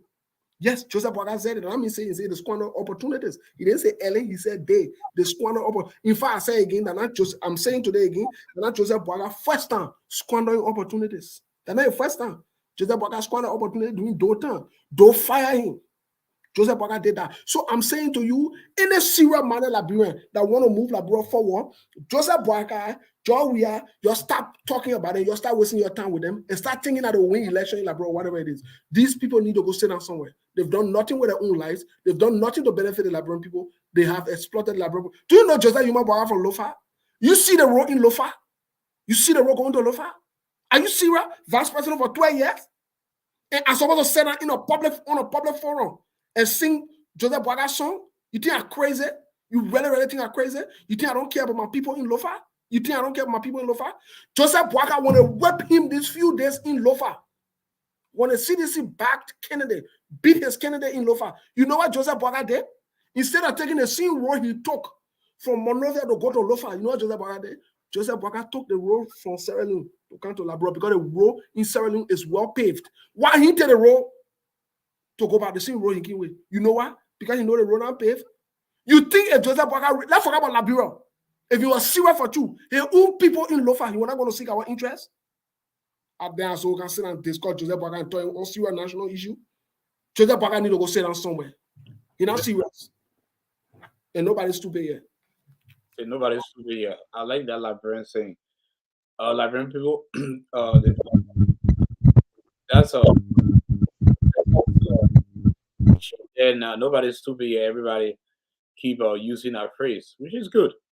So, Mr. Game, one of Joseph Boakai's niece pretty much called upon him to, and call him uncle or papi. Stop, don't force the thing. You're not feeling well. You're kind of fragile.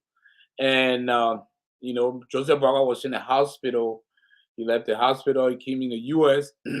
I don't know whether he came for treatment or he came to visit Costa or hang out with a buddy Costa, but most Liberians would say that don't see a man or overlook him based on his, because he's fat or because he's look fragile. You should also, don't overlook the book. You got to read it to, to pretty much give it a good assessment.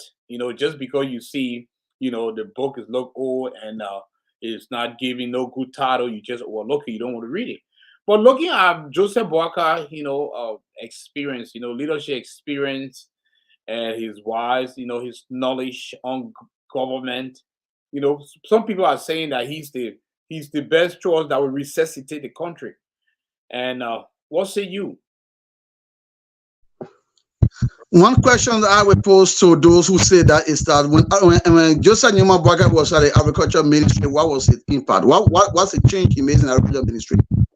Nothing. The brother still crying for food.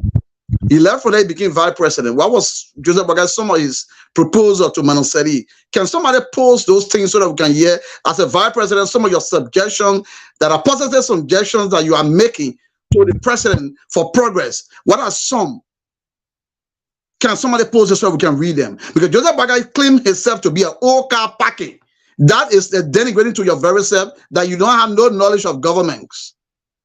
Because you don't know the functions, you don't know the function, the value of your positions as a vice president of the country. You need to talk to the president. You need to convince, you need to encourage donors and investors. Ultimately, what? Okay, let us look at if we can measure the performance of Joel Howard Taylor in as a vice president and that of Joseph Boakai as a vice president. If you compare these two, if Joseph Boakai made progress or if Joel Howard Taylor making progress, it means Joel Howard Taylor have a vast knowledge of her performance or ideas than Joseph Boakai. Then why would people be convinced now that when he became president, then when the idea will come to him? Okay, granted. You like what our brother said. Look at Foya, where he came from. What is the tangible in Foya that from your own pocket that you can prove to people? It's not there. During the campaign, Joseph Boakai was running headquarters from here to Lofa. You saw running on the road. Because the road was bad. I went through all of the places during the campaign. So the issue of United Party, what changes United Party Joseph Boakai want to make now? What changes United Party want to make? Seeing the same surrogate, the same people who was in the United Party that destroyed the country, that corrupt the entire country, that the same old people are still, or recycling themselves into the same arena of Joseph Boakai to come and get into the government. What sense does that make? 12 years, if Liberian people are not happy with you, that's your Joseph Boakai year people will be happy with you. I mean, United Party got to sit and watch. So you're both agree that. Sorry. Yeah. I mean, I don't see no logic for him. I actually don't see no logic. Okay. So you both agree that the former VP stands no chance of being re-elected. Let's move forward here with some of the viewers' comments. So if you guys can respond to some of the viewers' comments, I would appreciate that. So let's start with Mr. Gay here. I know we are running out of time here, but let's give some opportunity to the viewers to come in here. Then we can climb out here. So we're gonna put this one on the screen here. This is Theola Gibson say, Gay needs to apologize for calling people with this disability cripple. Mr. Gay? Okay, I concur. Sorry. But that was a phrase Joseph Boakai used to me. That's why I'm repeating a word. I want to speak a voice, word by voice. I don't want to I mind it, but I take it back. That's not a big deal, okay? Well, I love them so much. They are my people. I love them. Mr. Gay, thank you. Thank you for doing the right thing. Yeah, I love them. I'm sorry. Thank you for doing the right thing here. So we're gonna remove this statement here, and so let's go ahead and put this on here. Theodora again, Theola Gibson. She said that what progress is Joe Howard making? You are funny. So let's Mr. Bullet come in here. Can you give us a perspective on foreign I think you're making noise. I can't hear you too well. Yeah.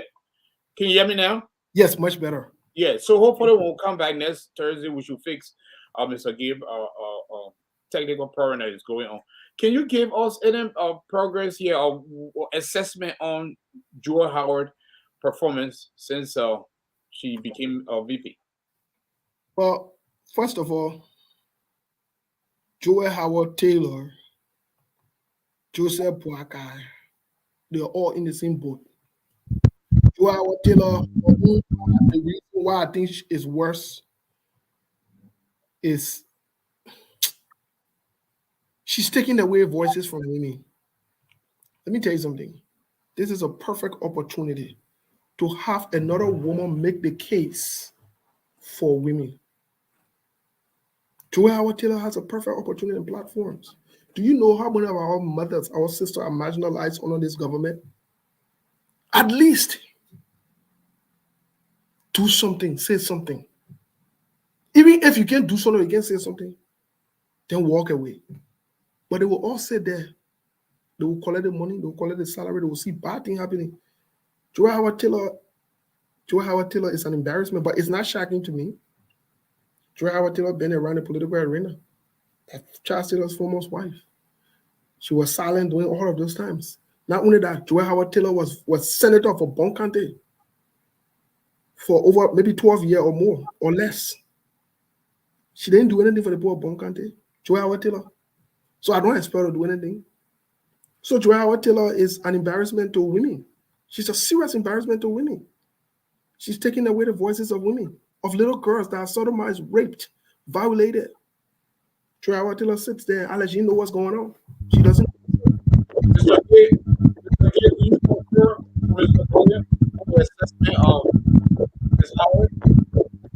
Yeah, okay.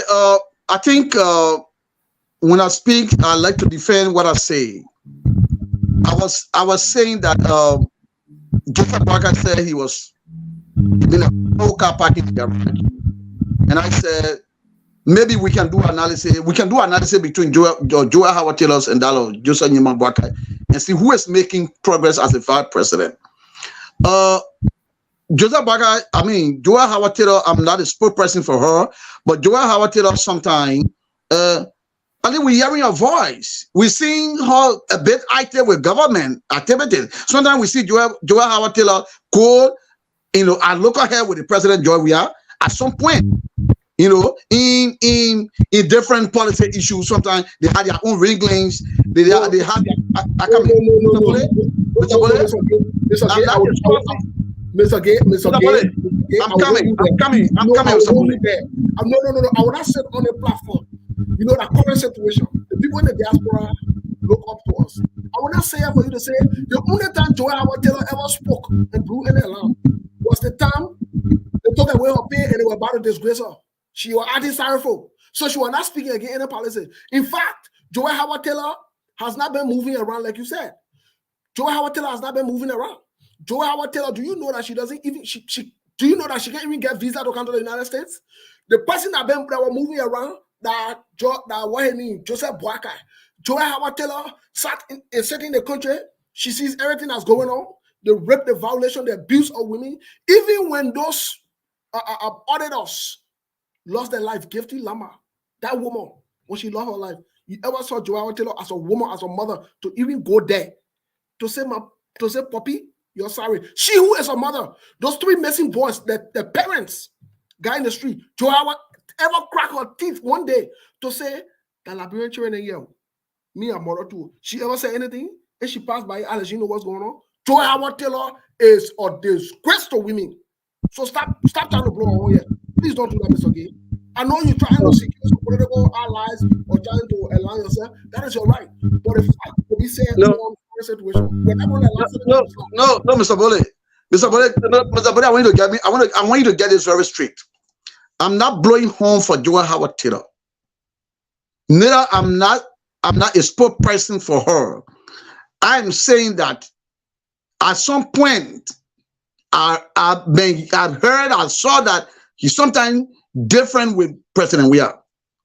Sometime at some point. That is the administrative issues. They have the administrative talk, but I'm saying, I'm giving the comparison that sometimes if Joseph Boakai said that he packed as an old car, but you need to sometimes get different with the president. You know, sometimes speak as something that you don't like. But I'm not defending her character. I'm not here to defend that Joanna Taylor was advocating for people. She got to defend that, and I'm not seeing her doing it. And so those people who are being victimized in our country, especially the women, they should be strong to speak on those issues.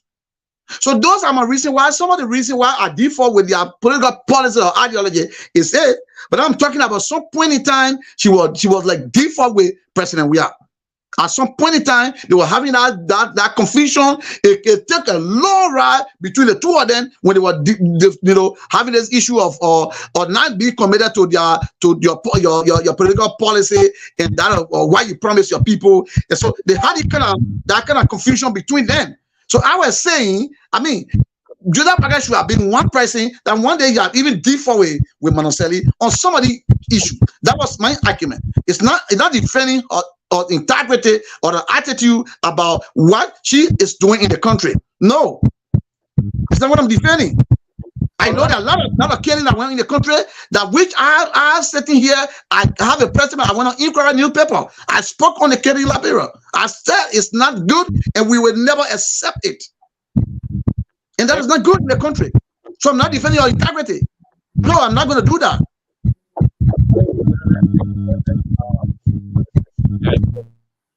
Well, every good thing might come to an end. We pretty much pass our time here. But our debut tonight, the new show, the new political talk show here on current situation called Diaspora Liberians Political Spotlight airs every Thursday. I repeat, this new segment here on Current Situation Media airs every Thursday at 9 p.m. Central Time, 10 p.m. Eastern Time. And this show is called Diaspora Liberians Political Spotlight, featuring two of our analysts, Mr. Steve Boley and Mr. Steve Gay, Honorable Steve Gay, who also is a prospective candidate of 2020 now. So, gentlemen, thank you very much here. I would also like to thank the audience. So, but I'm just going to give you guys 3 minutes each of closing statement tonight. And also we'll gear up to not tomorrow, but next week we'll continue from where we started, where we ended here tonight. And next week will be a very good discussion. And we'll also like the viewers to, spread the word, because the best promotion is word of mouth. Spread the word, share this, tell them there's a new, talk show on current situation. It's very interesting. So tonight we have a lot of opposing views. At the end, at least they both agree on Joseph Boakai, and they both had the same, aim. So they both concur on that. But let's give a closing statement here, and we will start with Mr. Steve Boley. Go ahead. Thank you so much. I'm grateful to be here tonight. I enjoyed the conversation with my brother Steve K. I wish him well on his political soul journey. I think based on my view and my understanding, we agree on most things. We only have some default on his support for George Weah and the CDC that they will win second term. And we also had a default on the fact that Joy Howard Taylor is, she's doing well as opposed to Vice President Jose Yuma Braga, who also did miserably bad when he was Vice President. I disagree with him on those two places, but I think for the most part, I want to thank our viewers and our listeners for being respectful, for staying up late, some of you, especially those of you on the East Coast. It's about 11. Well, it's about 12. And in the Midwest, it's 11. In Arizona, it's 10. But I'm grateful to be here. I want to say thanks to the leadership, the management of current situation for allowing us to have these kind of conversations about Liberia.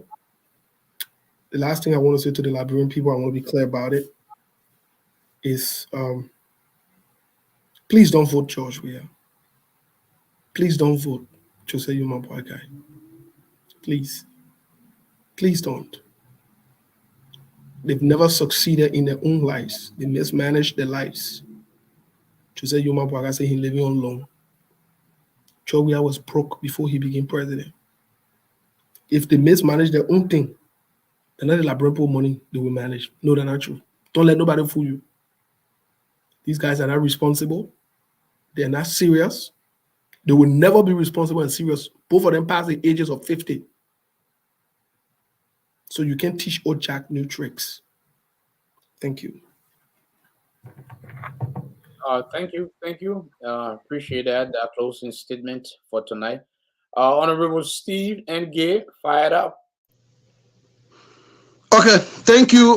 Let me appreciate current situation for this great platform and all of our beautiful listeners tonight who took their time to wait, especially those who are posing critical questions to us about our country. I want all of us to do a more interactive.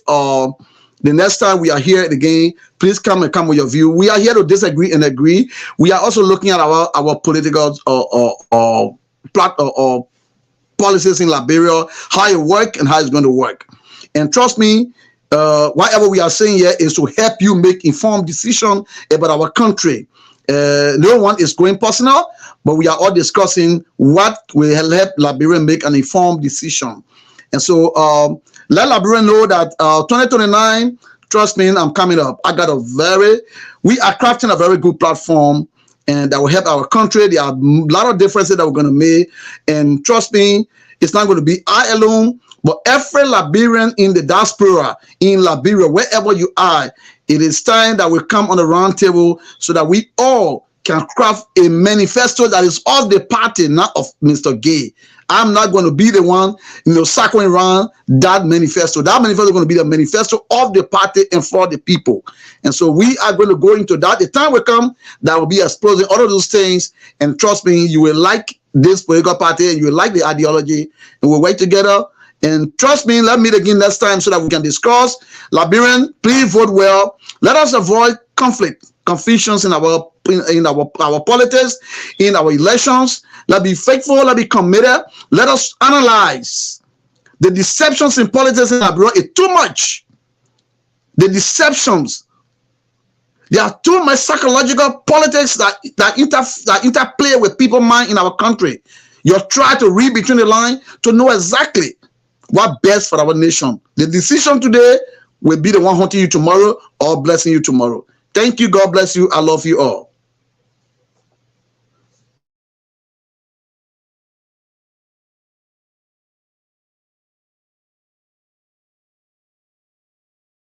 Current situation, you are mute. You are mute.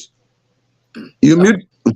Yes, I'm sorry. Thank you very much. Yeah, I just muted myself here because of the background noise here. But gentlemen, thank you very much here. I appreciate that. Like I said, tonight our first segment here went well. I'd like to appreciate our viewers for their participation, active participation. Once again, The objective of current situation is to interact, entertain, and inform.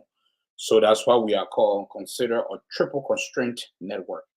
And now we have this new sub segment here on our show called Diaspora Liberians Political Spotlight. It's going to captivate Liberians in the diaspora and back home. So spread the word, spread the word, continue to share our live segment. We are live streaming from Facebook and YouTube. So hopefully in the next, couple of weeks, we'll be live streaming from maybe 4 or 5 social media. We'll add Snap. We'll also add Instagram and Twitter. So right now we're just live streaming from 2 social media, which is YouTube and Facebook. So yeah, so we want to grow, so you have any ideas how to contribute to the show, let us know. You can inbox me, you can inbox Mr. Gay, you can inbox Mr. Bully. I work with these guys. We are partners here on the network here. When these guys take upon that time to come and analyze things, I consider them as partners. All right. So I really appreciate that time and effort and that knowledge and that expertise, because they're reading every day. They are passive, aggressive, or progressive learners. They come with their input. You might disagree, but sometimes we disagree. So, compromise and move forward. So these guys are considered analysts, so they remain objective. They are not ruling for any political party, even though my man, Mr. Bully, telling the people not to vote for Weah and Boakai. But anyway, ladies and gentlemen, thank you very much. We appreciate that here. And we are here every Thursday for 2 hours. Sometimes we might extend the time based on, the nature of the show and the participation. So thank you, audience, and have a good night. Frenchman say, bonne nuit. We appreciate that.